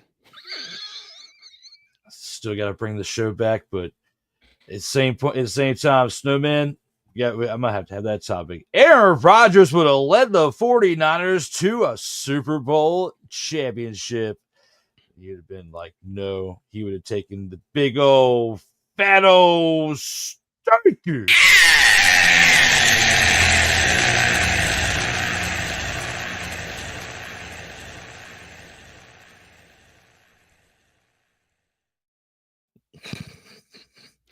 Lord have mercy. Junior. So the Lions, they came into the NFL owners meeting wanting to change the NFL playoff seeding. But before the meetings began this past Wednesday, they withdrew their proposal. So in an effort to keep late season games more competitive, the Lions had proposed a bylaw which would guarantee only the division winner in each conference with the best record a home playoff game. The rest of the field would be seeded strictly by record. Now, Steelers coach Mike Tomlin, who's a member of the competition committee, wasn't in favor of the reseeding proposal when it was first discussed last month. in a meeting in Palm Beach. He had this to say about reseeding in the playoffs.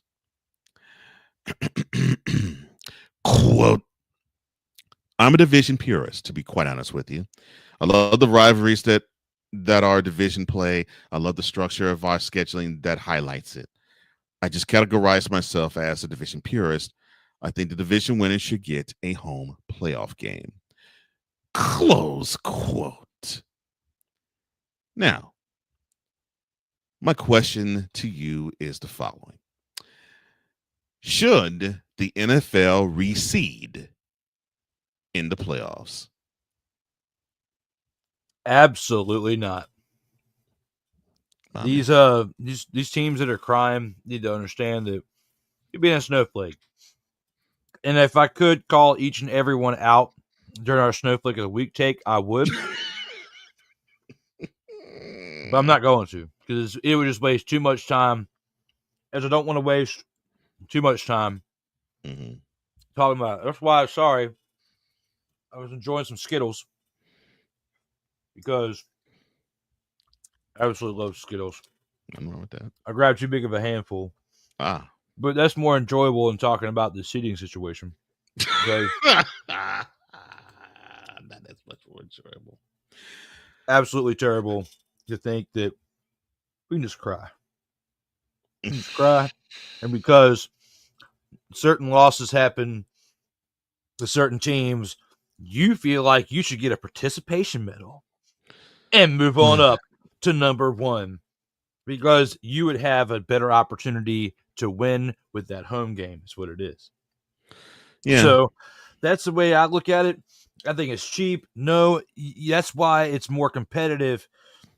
You know, that's why, I mean, they're trying to make it to where it matters more during the season than for those teams that are resting players at the end.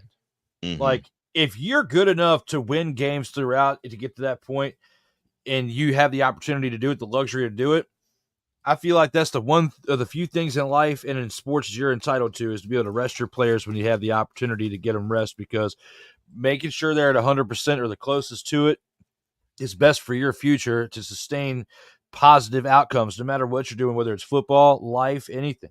So for the health of the players and for everything else, I think we need to keep it the way it is. Leave it the way it is. Now I know the challenge, the pushback we would get would be, because I agree with you, the pushback we would get would be, well, that Beastquake game. I mean, the Saints, they were the road team at 11-5, and the Seahawks only were 7-9.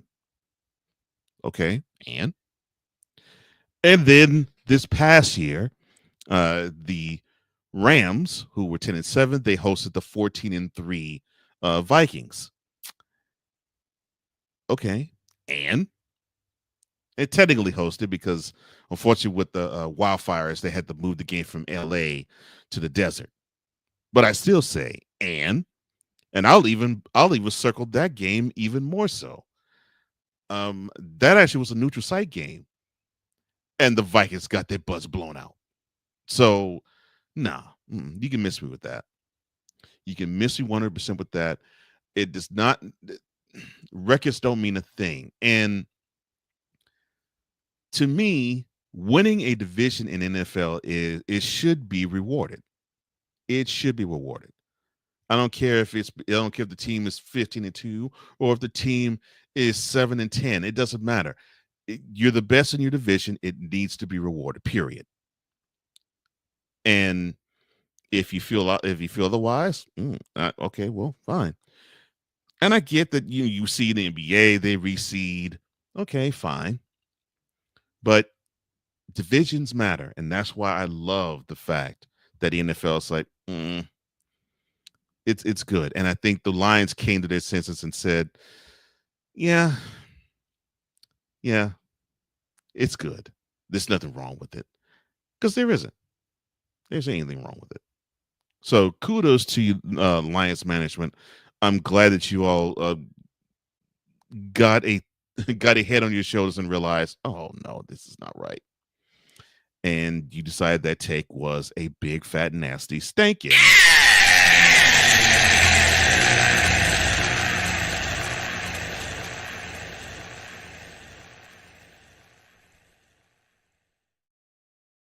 The amount of things that these owners and personnel complained about this offseason that were brought to the table between, playoff seeding and pushing tushes, okay? Pushing tushes, oh Lord. All of that and more we'll discuss here soon. But of course, when you look at that, what they've complained, it's been ridiculous. It's been one of the wildest off seasons for complaints in the NFL. No, you ain't getting no complaints about me on that. Because I think they've been grabbing far too much about far too little. Yeah. Crazy. But there is more exciting news for the Lions. They received word that their star, Aiden Hutchinson, is fully clear to return to football activities. The Pro Bowl edge rusher, speaking to reporters for the first time since last season's leg injury, couldn't hide his excitement about re-entering the mix. Now, Hutchinson said that he didn't have any setbacks during the lengthy rehab process, adding that he always knew he would get back to normal form after suffering a gruesome fractured tibia week 6 in Arlington, Texas, not Virginia. This is what he had to say to reporters about his newfound health as going into the 2025 season. Quote, "I'm rolling with the boys now, and it feels like I'm getting back to being myself again. I'm really looking forward to the season, and I think this is the most excited I've been for OTAs in my life. This is the biggest hiatus I've ever had without playing ball, so I'm pumped." Close quote. And Aiden, we're pumped with you. How much of a jolt is this for the Lions? Huge jolt. Not only the Lions, but Detroit. Hype. Mm-hmm. They're ready for this team to take a Super Bowl victory, which they were ready last year. And it should have, because of the talent they had not only on both sides of the football, but their coaching. Now you lose 2 big coaches. You go to 2 different teams. Looking at what the Jets have picked up, now with their head coach, the Chicago Bears, what they picked up with their head coach is a move from those teams. Got a lot more to prove this year because they have new coaching. They've got some new acquisitions, and one of them coming back, and Aiden Hutchinson, who they lost for the year last year, which it was a Super Bowl year that I picked them to reach the Super Bowl. I was picking them early on in the year, sitting here saying, this team's going to the Super Bowl. This team's going to win. And I had no clue that the Commanders were going to do what they did. I started to get the fever a little bit when the Commanders won that Monday Night Football game week 3, in Cincinnati, when they beat the Bengals early on. That's when I started getting the fever for that. But even early on with Detroit, I had a huge pick with them going to the Super Bowl. You can ask anybody out there. I had them going. And it let me down a little bit. Now, the fact that my team was the one that had them let me down, like, that was cool on that note. But I felt bad for them at the end of it, too, because they were beat up, both sides. And mainly with Aiden Hutchinson. Hutchinson was a huge piece to why this team had turned it around. You look at what they've got with Jared Goff. I call him Jared Goof sometimes, messing my man Hawk around with Jared Goff. That's his team. Hawk's from Detroit.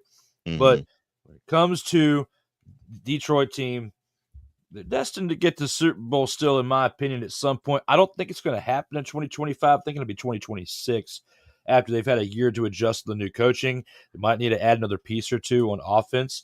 Who knows? Jared Goff keeps having 5 interception games like he did last year a couple times, which is what caused them to lose those close ones. Yeah. I would say they might end up moving on to a different quarterback. It's not going to be Hendon Hooker, even though he's part of the backup squad. I don't see him being the successor. Who knows what could happen with that in the next year or 2? But I don't think they have a solid feel at quarterback for the duration like they did with Matthew Stafford before him, and what the Rams have gotten with that reestablishment over the last half decade. When you look at what it'll be said about him when he retires here the next year or two with Matthew Stafford, because it's getting close to the end of his time with LA. But you have Matthew Stafford at the quarterback position over the last 2 years with the Lions, and a healthy Aiden Hutchinson last year. That team beats the Commanders in the playoffs. Even though that's my team, they beat the Commanders in the playoff. Like, I don't see it any other way. Hey, a healthy Aiden Hutchinson and not Jared Goff at quarterback turning the ball over in the biggest of moments, I would say they win. But the Rams did what they did to win that Super Bowl that year, and the Lions did what they did for the future, because Goff was younger, of course, than Matthew Stafford. It still is, of course. But at this point, they're both still playing. Right. Matthew Stafford has been in a better situation because, Right. he went to a team that was prepared to block for him and work. With Mhm. Jared Goff's first year or two with the Lions, it was a little rough. And Mhm. they had to turn things around, get that Dan Campbell grit in there, in your face, having a great time, but we'll get in the trenches with you and practice, do up downs, all sorts of wild stuff. That man's a unicorn, Cole. He's a Mhm. unicorn. Dan Campbell. Gotta love him. But when it Yeah. comes to the jolt of this team, that is ultimately Dan Campbell has been the jolt to this team since he got there. They were absolutely terrible. He had a rough first year as a head coach, but Mhm.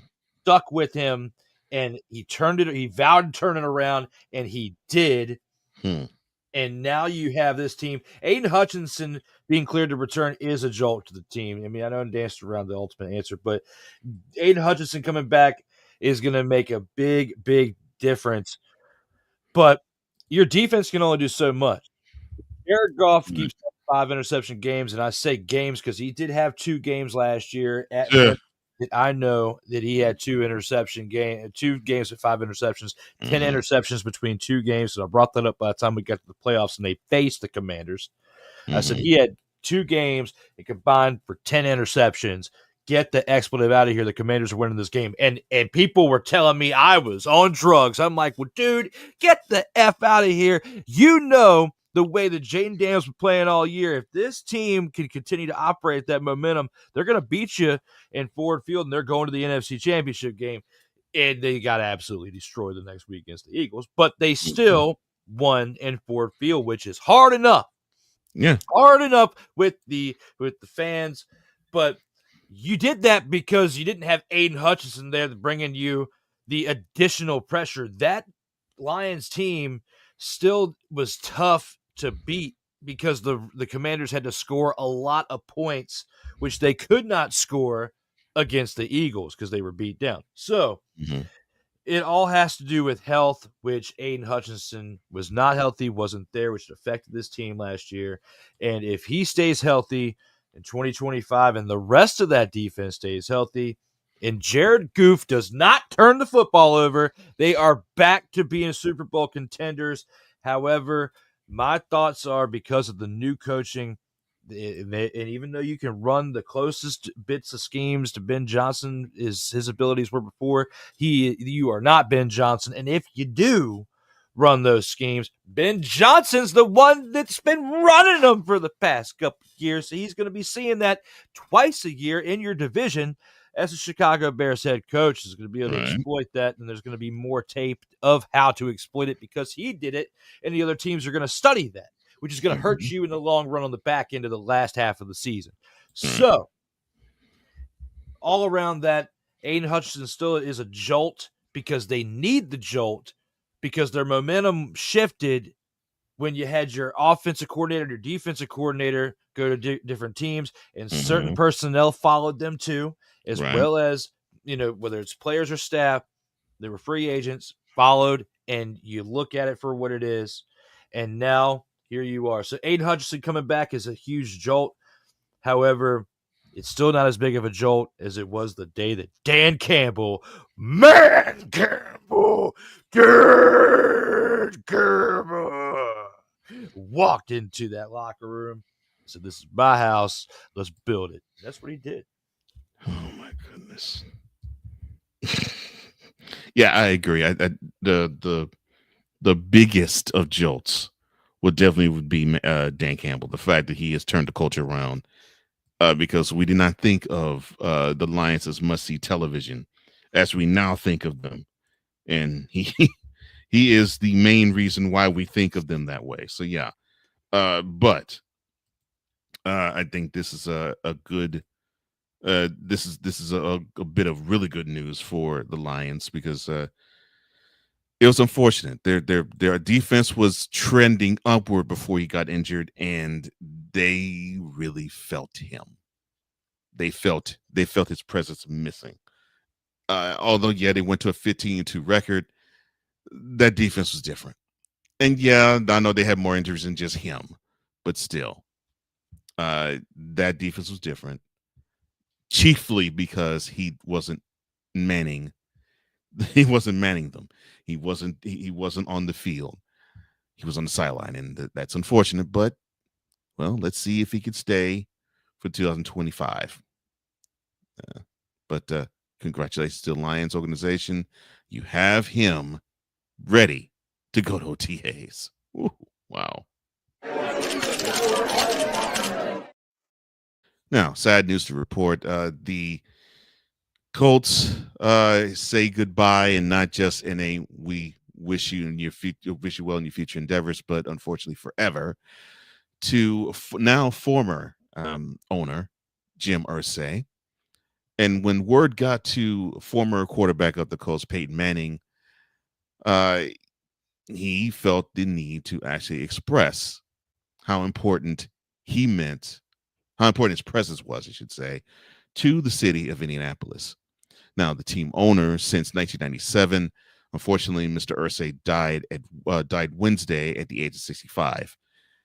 Yesterday, or if you're watching Thursday, appearing on ESPN's NFL Live, Peyton Manning, recalled the evolution of Indianapolis under Irsay's stewardship of the franchise, saying, quote, "When I got there, Indiana basketball, auto racing, the Indy 500, that was it.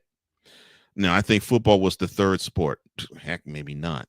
Golf might have been up there or in there as well. And all of a sudden, because of the commitment Jim made to winning, he goes out and hires Bill Polian, who had rebuilt the Buffalo Bills, has started rebuilding of the Carolina Panthers as a new franchise, then takes it to the NFC Championship in year 2. Then he drafts Edger and James, obviously resigns Marvin Harrison, who was already there. And next thing you know, the Colts all of a sudden, hey, the Colts are beating Miami. They're beating Buffalo. They're winning the division. And all of a sudden, hey, the Colts are for real. Close quote. Now, Peyton, of course, went on to talk about how important he was really to Indianapolis outside of what the Colts did for the city ever since Manning actually took over the helm in 1998. Now, my question to you about that is,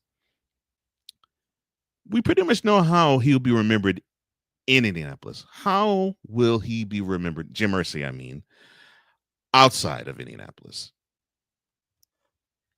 Wow, I mean, he basically, when you look at what he did at a young age, it's like they've been talking about throughout the week. I mean, he's a unicorn when it comes to general managers. There's not anybody else that was a GM at the age of 24 and had, Right. The turnarounds that between that and 37 went from GM at 24 to owner at 37, then hires Bill Polian. I think on the outside, he'll be looked at somebody who, had his bumps in the road, but he learned along the way and did the best, with what he had and learned from those that were in his corner mentoring him. And he did the best he could to mentor others along the way. Look at Pat McAfee and the kind words that he has said, Right. about the man since he passed away.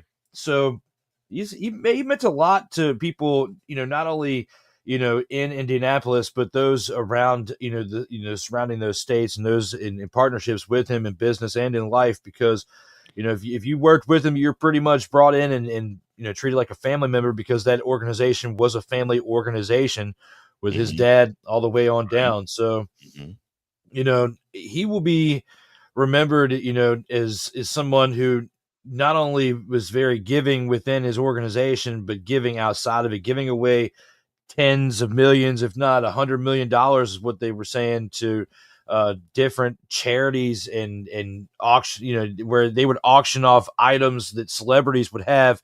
He would buy them and then just go out and have like a tour and go around and basically it was like a showcase of his items, where he would have like Elvis's guitar, like the Beatles drum set or whatever it was, Right. and it would be showcased for fans of those particular items to look at, and it would be advertised as such that was going to be on display. So looking at it for what it is, and what he impacted for the lives of not only people inside of Indianapolis, he impacted a lot of people throughout that state of Indiana, but throughout the United States itself. I mean, he was a good man. For 40 years, he had the opportunity to not only grow within that organization behind his father, but within life. And even though he made mistakes and people exploited it within the media, he still never backed down and still did the best of what he could to help others. So for that, you got to respect the man and give him his kudos.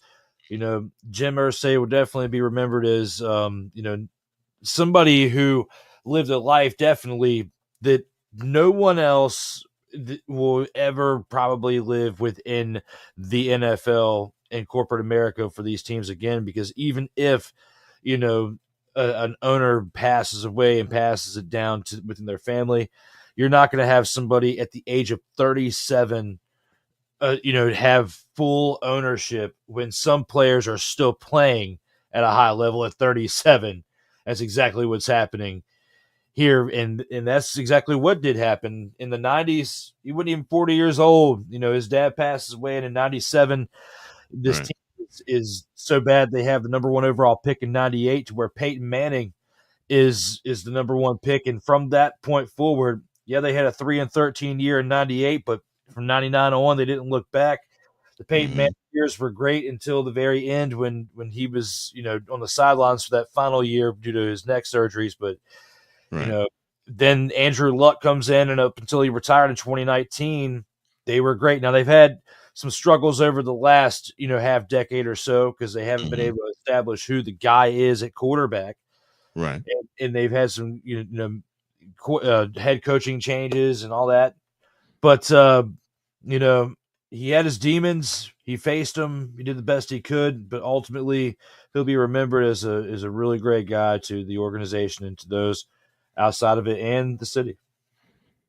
I agree. And I'm glad you mentioned his tour, because he also was, I think he was a member of a band, like for a hobby. And he would do tours where he would actually auction off, like you said, guitars and stuff of that nature. Yeah, he was extremely philanthropic, and people in Indianapolis knew, and the Colts knew, and probably the NFL, the ownership group knew, but those like us didn't really know per se how philanthropic he was.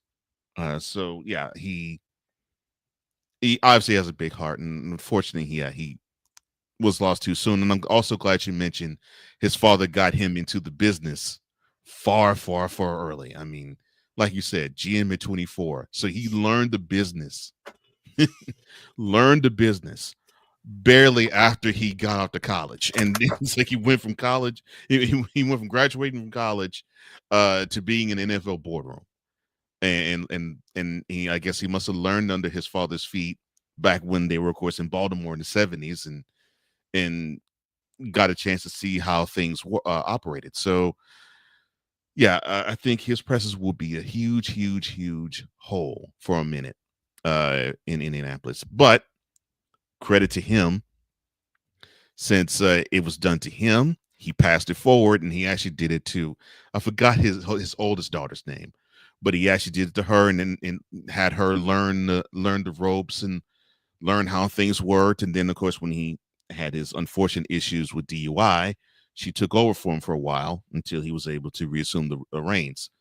So now she'll, of course, assume majority ownership of the Colts afterwards, but she won't be just coming into the ownership group cold, because she also got training from her father, just like Jim got from his. But yeah, I'm sure I am speaking on behalf of my brother Drew when I say this. To the Ursay family, we are sorry for your loss. Jim, he really did contribute a lot to the game, and he will be thoroughly missed. Mm.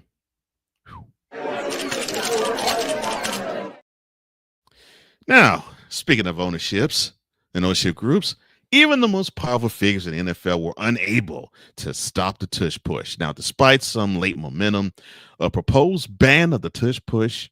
This is the play, of course, if you don't know or unaware of what it is called. This is the play that the Philadelphia Eagles popularized by having a running back, in this case, Saquon Barkley, shove one individual who's under center, and of course, this would be Jalen Hurts, um, give him a nice little nudge to have him go about 1 or 2 yards downfield. And the offensive line will line up in a sort of like in a wedge-ish formation. So they met on Wednesday. They voted on this Thursday, and the ownership group said, no, it can stay. Now, the NFL Competition Committee Chairman, Rich McKay, had this to say about the voting process and what it took. Quote, "It's not disappointing for me, for our committee, for the committees that did the work. It takes 24 votes to pass anything. We don't set a low bar. I've been in that room numerous times where we've had these types of discussions, and one team really ends up being in their mind more impacted than others. It still takes 24 votes, and in this case, those votes were not there. So the rule will stay as it is." Close quote. Now, credit to Eagles owner Jeffrey Lurie, who I think is one of the most brilliant owners really in the NFL. He actually brought along former center and future Hall of Famer Jason Kelce to talk about what actually goes into the Tush Push and if it is safe for players to operate under it. And because of it, it definitely swayed the vote to where we still have it in effect this coming year. Now, my question to you about that is the following. The Packers were the ones to lobby for the ban of this push to happen. So their name was proudly in bold print saying we want this we want this Tush Push banned.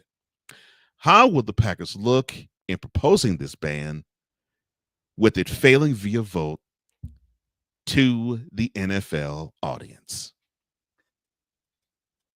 Like a bunch of pants. Is what they look like. Look like a bunch of squirrel little pants. Yeah, they will. Yeah, that will make them look weak. I agree. I agree with that. Come on, man. I agree with that. Crying all about it. Like, the ironic thing is, the votes were there like 22-10. Yeah, it was 22-10 in favor of the ban, but yeah, so it fell 2 votes short. 22-10. The score against them with the Tush Push last year was the same. 22-10. Yep. Oh, so you're saying that with the wild card game that the Eagles and the Packers played and this Tush Push in May, you're saying 4 months apart, it was still the same result. They received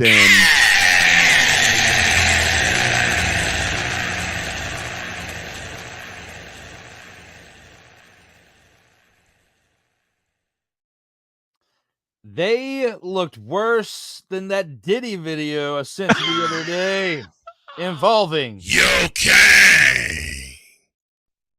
Oh, God. I didn't think anybody could look bad or as bad as that. You'll never be able to listen to that song the same No. ever again. No. I'm going to have to probably ban myself from listening to that song again because I'll be thinking of Diddy now. I'm like, oh, Lord. I was like, why did Drew have to send me? And I love that song. But I was like, how the heck did Drew send me this song or send me this video And now I'm thinking Diddy every time I hear this song. Like, Just got Diddy diddled. and Johnson's baby oil in his hand. I'm like, no, I digress. Goodness. Oh man, but yes, this right here for the Tush Push, I mean, looking at how it's helped the Eagles out, yes, does it suck when you have to go against it? Of course. Sure, but you got to figure out a way and get creative with what you've got to stop it. Right. And there are teams out there that have been able to stop it. But Right. then, eventually you're going to find that the Eagles find a weakness. And yes, it no matter how good you are, it's tough to stop them on the half-yard line, on the goal line, going into the damn end zone. All right. It is.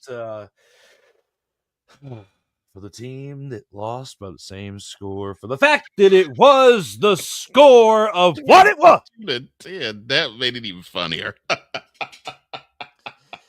You deserve that outcome. You just got slapped and tickled in public twice by your own accord by the diddler from his own location. Diddy magic. Slapped and tickled in public. Wow. You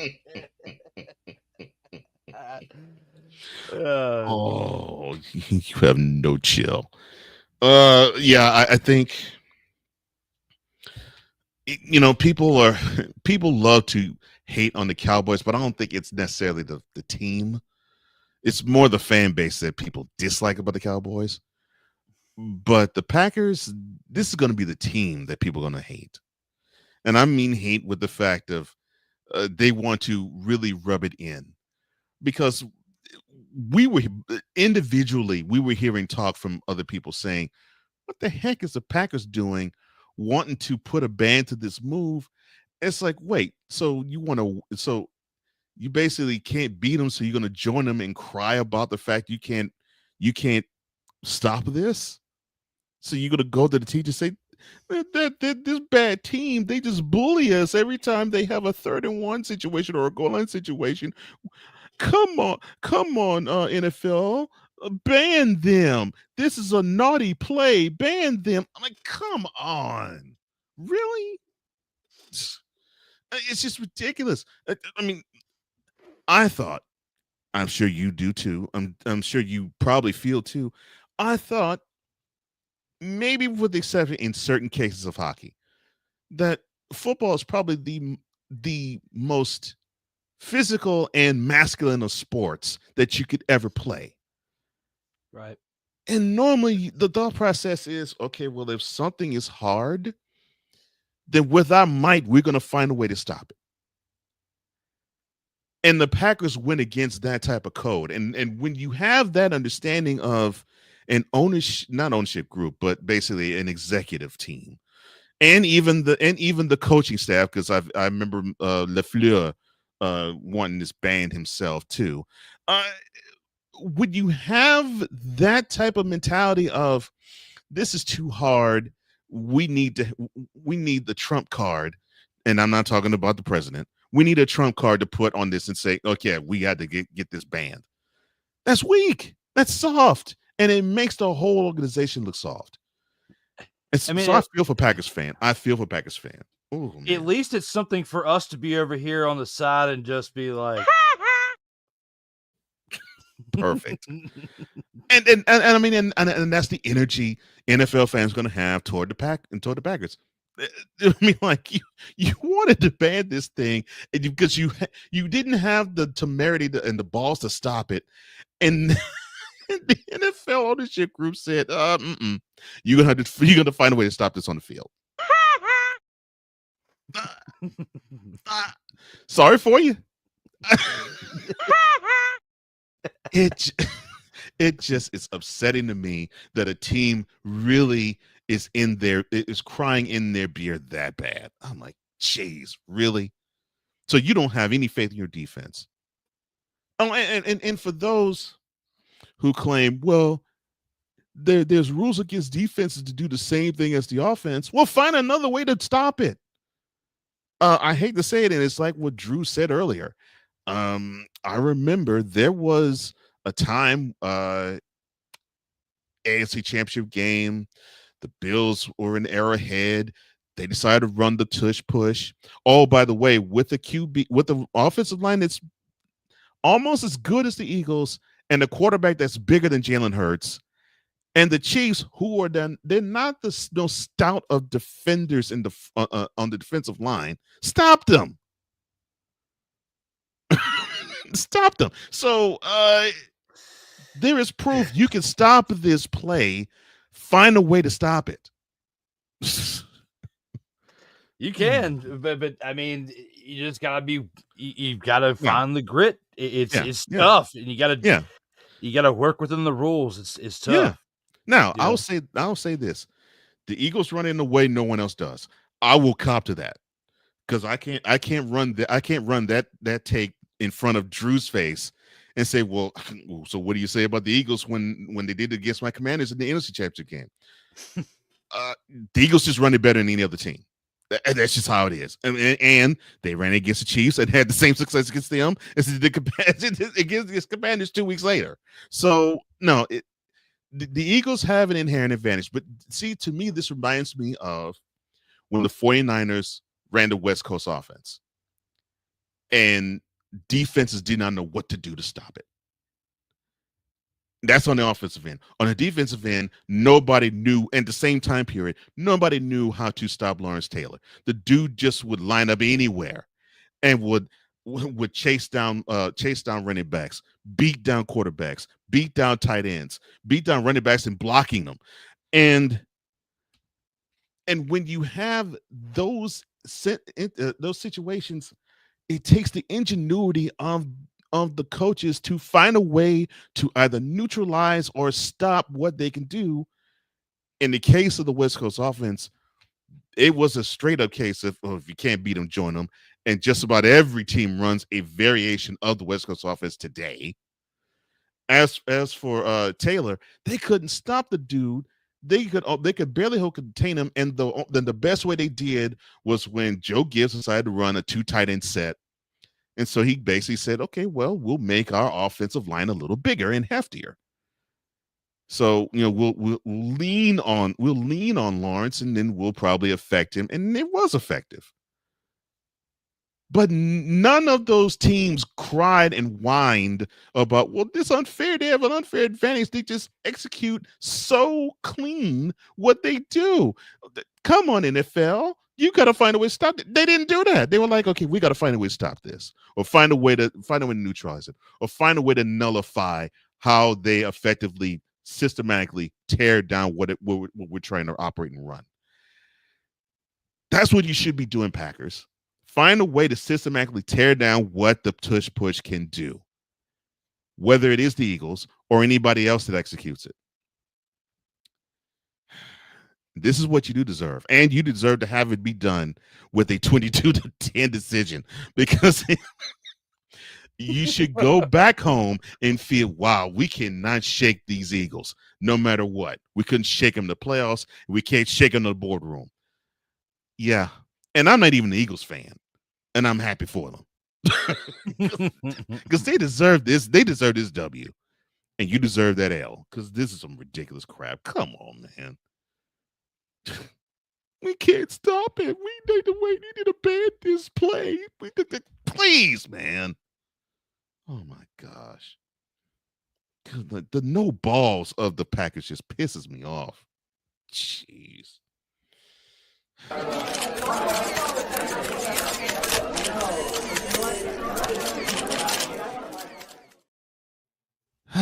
Thankfully, we're not talking about the tush push anymore. It's time for this.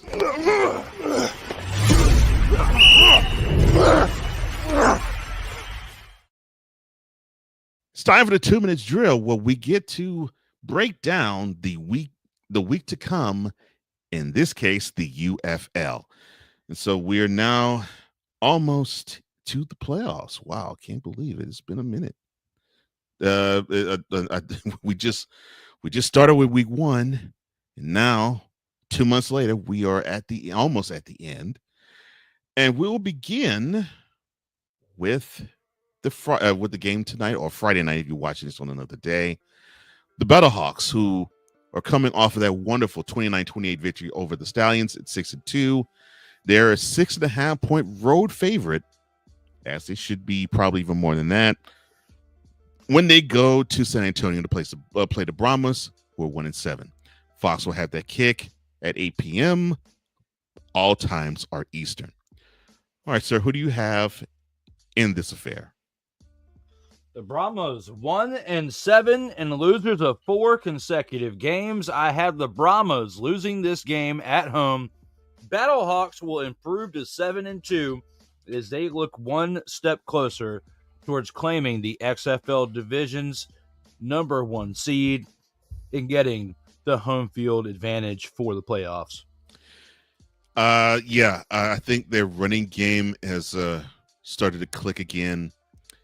And I think their defense is sort of underplaying. I think their defense has been just as opportunistic as of late as the Panthers have been all year. So I think that's boding well for them as well. And the Brahmas, this is the worst time to play a team that is motivated to go further than just having a good record. I think it's the Battlehawks that's going to come out of this with a W as well in San Antonio. So sorry. I feel for the Brahmas. Ooh, I feel so much for the Brahmas. Goodness gracious. Hey.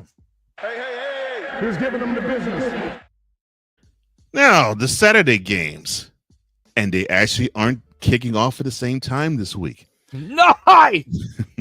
The Renegades at 3-5. And as my partner eloquently stated, they are eliminated from the playoffs. Of course, so is the team they're facing this Saturday, as they are traveling to Memphis to play the Showboats. They are 2-6. ABC and ESPN Plus will carry that game. Noon is the time for the kickoff, opening kickoff. Let's see. The Renegades are favored by 5.5. Who do you have in this one, sir? You know, I want to compare the Renegades to a Skittle. Okay? To a Skittle. To a Skittle right here. Okay. They pack a powerful punch individually, but can't win without the whole bag. All right? Nice analogy. I like that. Renegades will have the full bag of Skittles on the road against the Showboat, and they will improve to 4-5 this Saturday. But that was my comparison with the Skittle. They're going to show up with the whole bag. I like that. That's a nice comparison. I can't really disagree with you on that. I would love to, but I can't. And the thing is, the Showboats really are working very hard. But they seemingly just can't get over that hump. And the Renegades, they do pack a good wallop, especially on offense. But they need to cut down on the mistakes, and hopefully they will. They might be able to do so against the Showboats. The thing with the Brahmas losing 4 straight is the Renegades have also lost 4 straight in that same division. Right. So I'm predicting they'll break that 4-game losing streak, improve to 4-5, because when they started that 4-game losing streak, they were 3-1. And the future was still looking bright for them this season.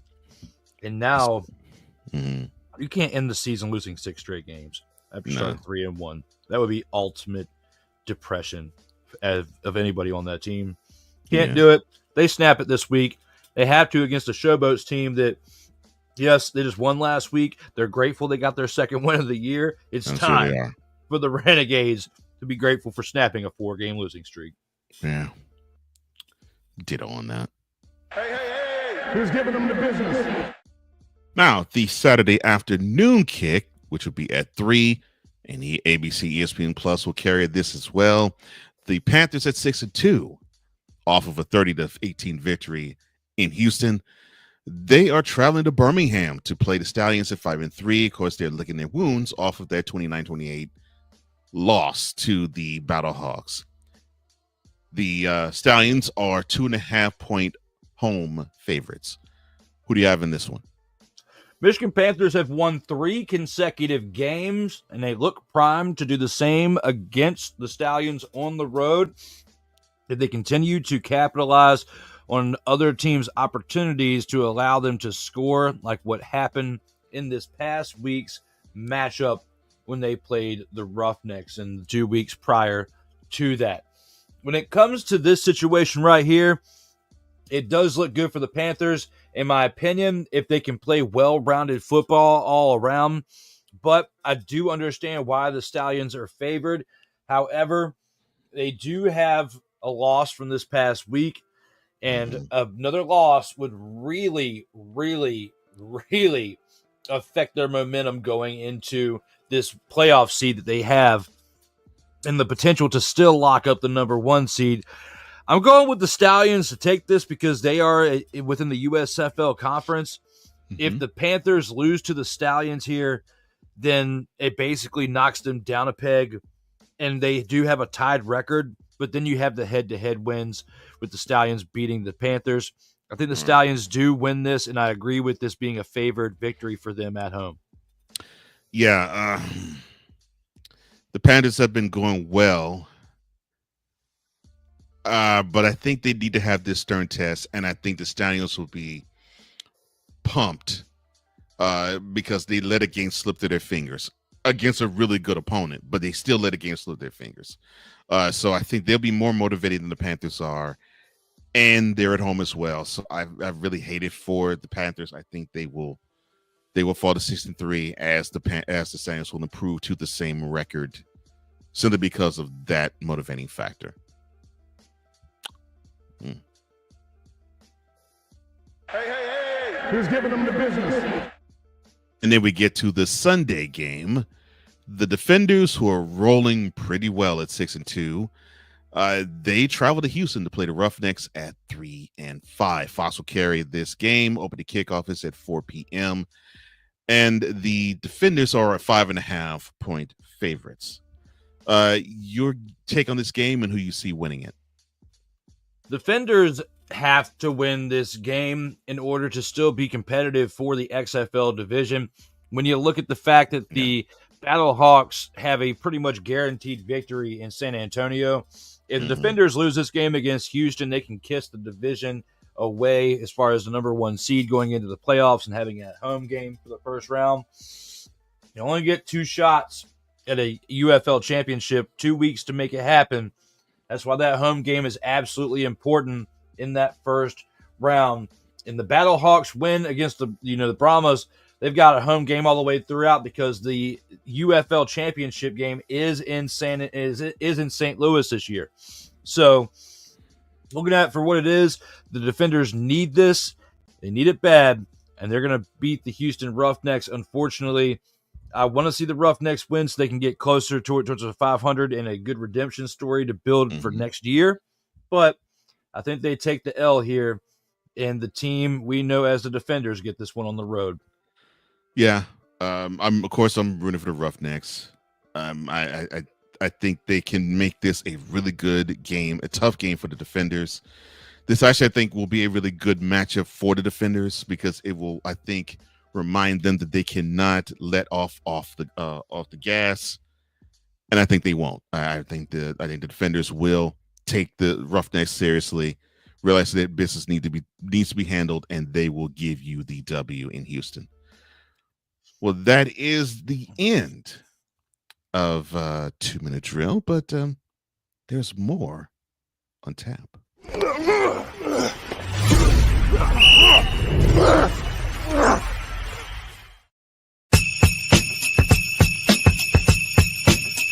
Oh, it may be Memorial Day, but sometimes on this show, it snows. You know why it snows. Welcome to Snowflake of the Week, where we give you the ignominious of the worst. And Drew, who is your snowflake for this week? You look at the snowflake of the week and who it could potentially be. You got many, many options. You can go with players. You can go with organizations. You can go with even branding within the game of football. But today, On this day, I have to take this into the quarterback position for the San Antonio Brahmas. And let me tell you something, brother. Kevin Hogan out here with the last name Hogan, not representing at all anything positive for this team. Know that! Well, you heard my friends, you heard my cry. I gotta be a man. I can't be inside. I am a real American. Fight for the rights of every man. I am a real American. Fight for what's right. Fight for your life. It was great that Cole filled in because trying to do the let me tell you something, brother voice. I started hacking a lung in the background. So it was like perfect timing that you started going into Rick Derringer mode of I'm a real American. But yes, Kevin Hogan is my selection for Snowflake of the Week. 14 completions out of 25 attempts. That's not the worst we've seen, but the 90 passing yards out of 14 completions. The 3 interceptions within those 14 pass. So he had, out of the 25 passing attempts, he had 3 interceptions and a 24.2 QBR. Obviously, he is no relation to the Hulkster. And for the first time in the entirety of the 2025 UFL season, not only a certified dumpster Pelican performance, but a beyond a certified dumpster Pelican performance. Kevin Hogan out here, no relation to, let me tell you something, dude. Hulk Hogan. He had a terrible game, a terrible week, and should not have the opportunity to even have the Hulk Hogan last name comparisons. Let me tell you something, brother. Dude! Hulk Hogan, brother. Right here and now. Oh, Lord. Brother. Brother. Gosh. Oh, It's like Hulk Hogan. It would have just how Hulk Hogan was in the gym, pumping iron. Brother, dude, brother, dude, brother, dude. Just working out in the corner. oh my gosh. Because this is some Hulk Hogan like stuff. Lord. Hey, brother, dude. 3 interceptions. That's how I feel. Dude. Out here in these streets. Oh my gosh. brother, dude. Oh my gosh. So I guess what you're saying is Kevin Hogan.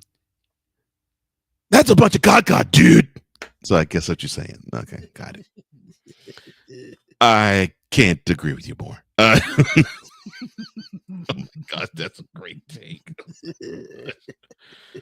Oh Lord, now I earworm myself in the Real American. Oh gosh, goodness gracious.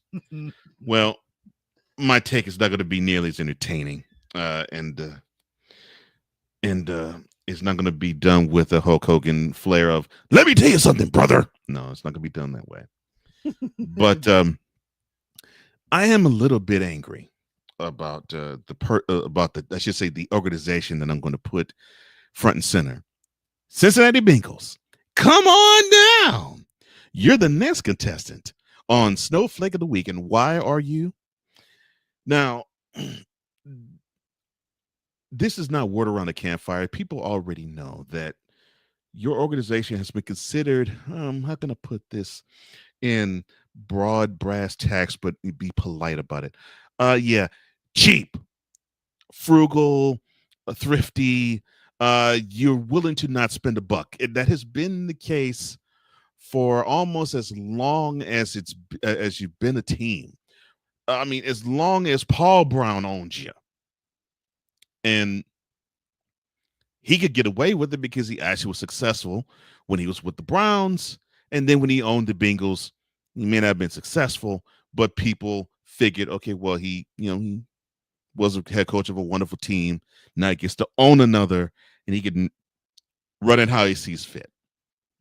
Well, unfortunately, this frugality that the Bengals have been under, now his son has it.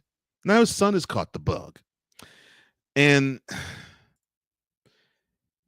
no better case can be made of how cheap this organization is than in the case of Trey Hendrickson. Now, going into last offseason, they said, yeah, don't worry about it. We're going to re-sign you, my brother. We believe in you, Trey. We believe in the 9-1 brand. We're on board with you.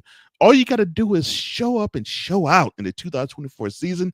And in the offseason, this contract extension is yours. And so what does he do?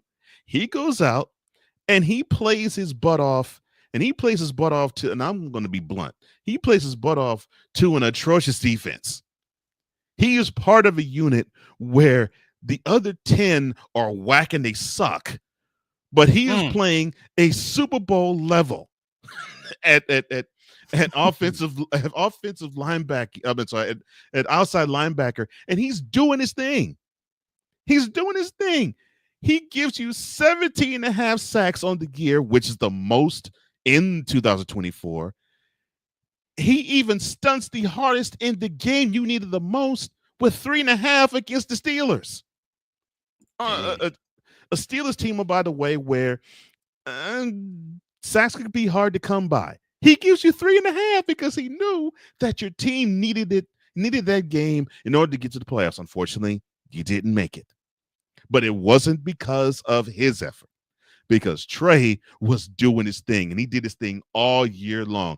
Yes, when unfortunately your defense was giving up 30 and 35 and 40 points week after week after week, this guy still was doing his best to prop up that team. There's maybe 2 other players I could say that are as important. I can't even say more, but as important as him. That would be Jamar Chase and Joe Burrow. Now, you have broken off cheddar for them. You have given Burrow his extension. You have given Chase his. Heck, you decided to give T. Higgins an extension along with Mr. Chase. But here we are in this offseason, and Trey Anderson still does not have his extension.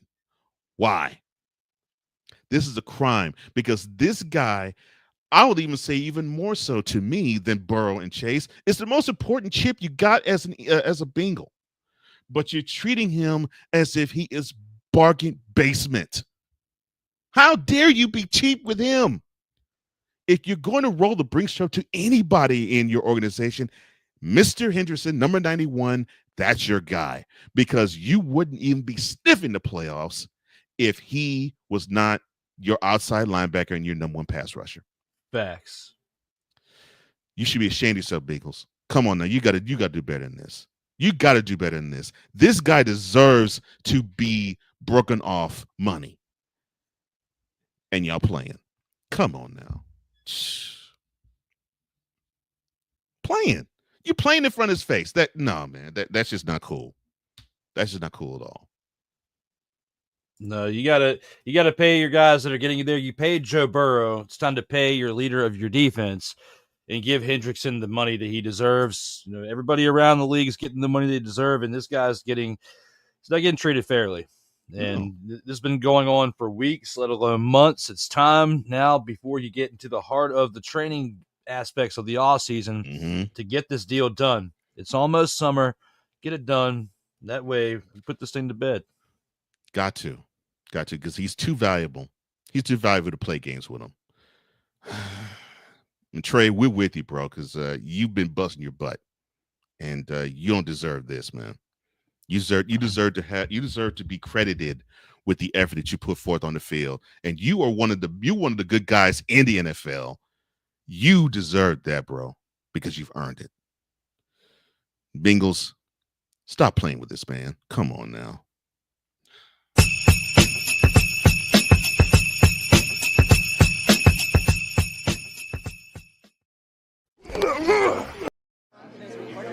As long as it's one. It's great. Well, I enjoy this program, and I know Drew does too. But we're unfortunately at the end of this show. But before we do go, welcome to the post game where we give our thoughts of the week that was, and probably even some thoughts of things that are to come.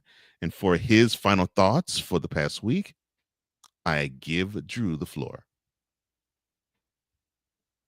So there's been people out there that have been buying into certain hypes of Shadur Sanders as the guaranteed lock to be the number one starting quarterback for the Cleveland Browns. And I want to sit here and tell you that that is most likely not true. Definitely not true. I'm just joshing you a little bit on the most likely. It's definitely not true at this point. It's not even June yet. We still have a full week of May left in this month. You have a quarterback that was drafted ahead of him, even though arguably Shadur Sanders is better in a lot of people's opinions, and even in my own, better than Dylan Gabriel at the quarterback position. Dylan Gabriel's talented, but at the same time, you know, for the Browns to have the depth that they do now is great in comparison to what they had last year and what they had invested so much into a quarterback that you were reaching across your screen and grabbing towels to, you know, do the discussions for Deshaun Watson at one point. So now it's kind of come back to kick him in the rear end at this point when it comes to old D-Dubs out there in Cleveland. Now, quarterback position, you cannot get too excited about that one right now because you also got Joe Flacco over there. And even though you don't even want to put him in the argument, Kenny Pickett's there. I mean, he's been absolutely terrible. Cole, myself, others, he's been at the butt of the end of the joke. Okay. Now, we look here at this point, after our 2-hour mark into this show, discussing, as we close it out, things that are the future and beyond. And I'm telling you right now to not be 100% sold on this TMZ style reporting that Sanders is the number one overall starter for the Browns this year. It might not be the best option because this team needs to continue to build around the quarterback of whoever it is, and you need more pieces to be a truly successful team. The defense overall is going to be a nasty team regardless. Okay, the defense is getting it done, but the offense needs more help, and not just the quarterback is going to be able to turn things around completely like they thought it would with Deshaun Watson coming over there and all that money they threw at him to begin with. So looking at it for what it is, I think that the biggest thing I want to close out with is those of you out there and what you're reading, make sure it's from a reliable source. And we do the best we can on this show to give you the most reliable information we can, along with our own opinion and with our own spin on it, to give you the entertainment that we think we can provide for you here on Total Football Talk. Don't be buying into that. He's already the guaranteed number one starter. It's not even June. Sit down, chill out, go outside and enjoy the nice weather for a bit because it's about to get cold before you know it. And some of these teams with some of this hype are going to just have to just sit down after watching week 1 and week 2. You'll know exactly what I'm talking about. Those of you, the teams that are the Rudy Poo of the NFL. Oh my gosh, why the Rudy Poo? Oh my goodness. And thank you so much for actually saying what I've been tooting the horn for years. I've been saying this to many people. Look, if you're gonna say something is gospel, find it from a credible publication. Don't run with anything. And thank you for making me laugh because I'm not saying that Shadur Sanders cannot win that job, but the fact that people are saying that he has sewn it already, that is rather funny. No, he hasn't yet. But then again, we still have at least a couple more months before we get a good gauge as to where the Browns want to lean with him and the others in that quarterback room. And Shadur Sanders has it locked down, and it's May 23rd. Goodness gracious. Okay. Well, you decided to talk about somebody in the AFC North. I guess I'll stay there. But it won't be the Browns. So on Get Up this past week, Mike Wilbon had addressed a lot of things. One of the things I'm glad he addressed is the danger that someone like an Aaron Rodgers would present if he were to be in an impressionable locker room. And he looked at the Steelers situation as something that could be impressionable. Now, I would probably push back just a nudge, just a slight bit, on saying that it's not quite as bad considering that George Pickens is now left the building. But and it's not as bad because Kenny Pickett no longer is on the team too. But I mean, you still have Mason Rudolph. Let me stop. To have somebody like an Aaron Rodgers come into a locker room where pretty much the only challenge he would have would be Tomlin himself, the head coach of the team, and maybe Minka Fitzpatrick and TJ Watt and Cam Hayward on defense. I could see how that could be problematic because on offense, there won't be an issue. There won't be anybody to push back against him because he would control that whole unit. And I could see how that could be problematic, how that could be dangerous, how that could be foolhardy to actually have this guy be in your locker room simply because you don't have a true enough culture on that side of the ball. You don't know what you want to do. You don't know if you want to run it. You don't know if you want to pass it. I mean, heck, you traded away Najee Harris, and that was supposed to be your running back of the future, and you had law diminishing returns ever since you drafted him. And I don't think it's truly mostly the fault of him either. But you don't know if you want to be a team that wants to smash it down people's throats or if a team that you want to bomb down the field at least once a quarter because that was the most successful thing. The thing that you have to understand, Steelers organization, is that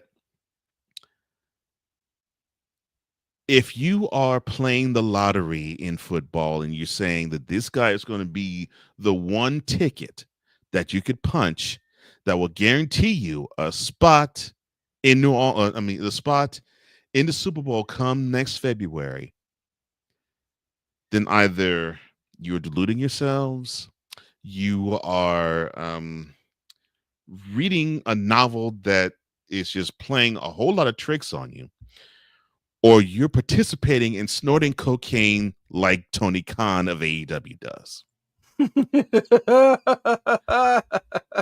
Because if that is how you think, you have another think coming. Come on.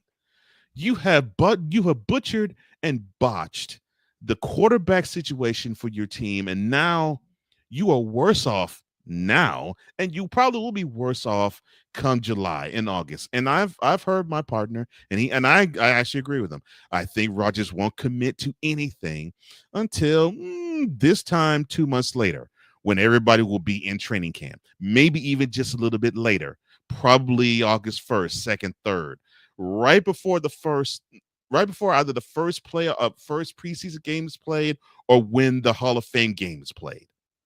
I could see Aaron Rodgers doing that. But the fact that the Steelers are playing this game and they're willing to do it tells me all I need to know about this organization. You all are desperate.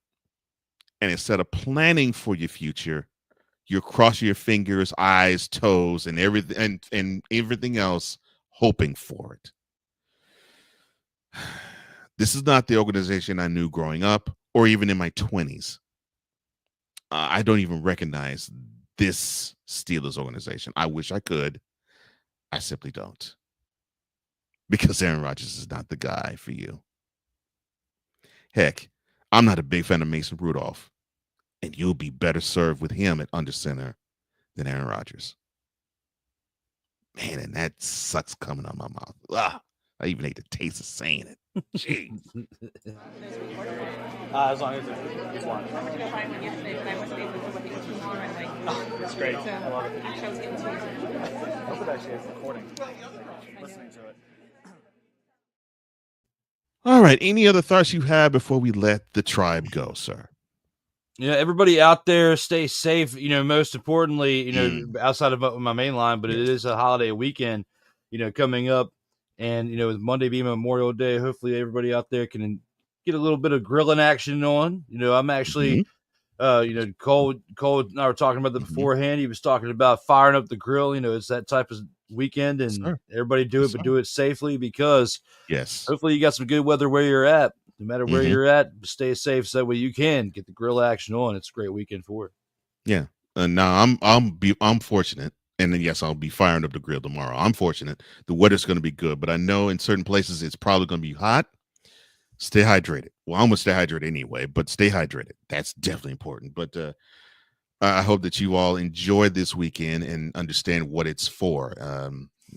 We are to commemorate those who made ultimate sacrifice for this country, so that we can actually do things like grill and be with family and be with friends and celebrate and be thankful that we're alive. So yes, I appreciate that, and I totally agree with you. I'm on board with my partner in that. Now, if you want to find I won't say partner in crime, but my partner in TFT, you can find him on the many social media handles that he has, starting with Instagram at Sertoba_media. You can also find him on X at Sertoba_media. You can also find him on TikTok at _Sertoba. And on YouTube, you can find him at Sertoba Media. Now, as for yours, one day. as for yours truly, you can find him on flowcode.com/page/host Cole Johnson. You can find me on flowcode.com/page/host Cole Johnson. Well, thank you guys for liking. Thank you for sharing. Thank you for subscribing. Thank you for hitting the notification bell. And thank you for the comments as well. We appreciate you, and we love all of you. And we hope that you do have a wonderful, safe, and prosperous weekend. And until we do this again next week, we will bid you adieu. For Drew Willingham, I'm Cole Johnson. This same parting as we always do. In life, just like a tackle, keep your head up. And as always, you got to play until the whistle blows. Most important, as always, from myself, before we leave, let me tell you something, brother. No, it wasn't that one. Dude, brother, please, brother, dude, sister, as always, stay safe out here in the East Street.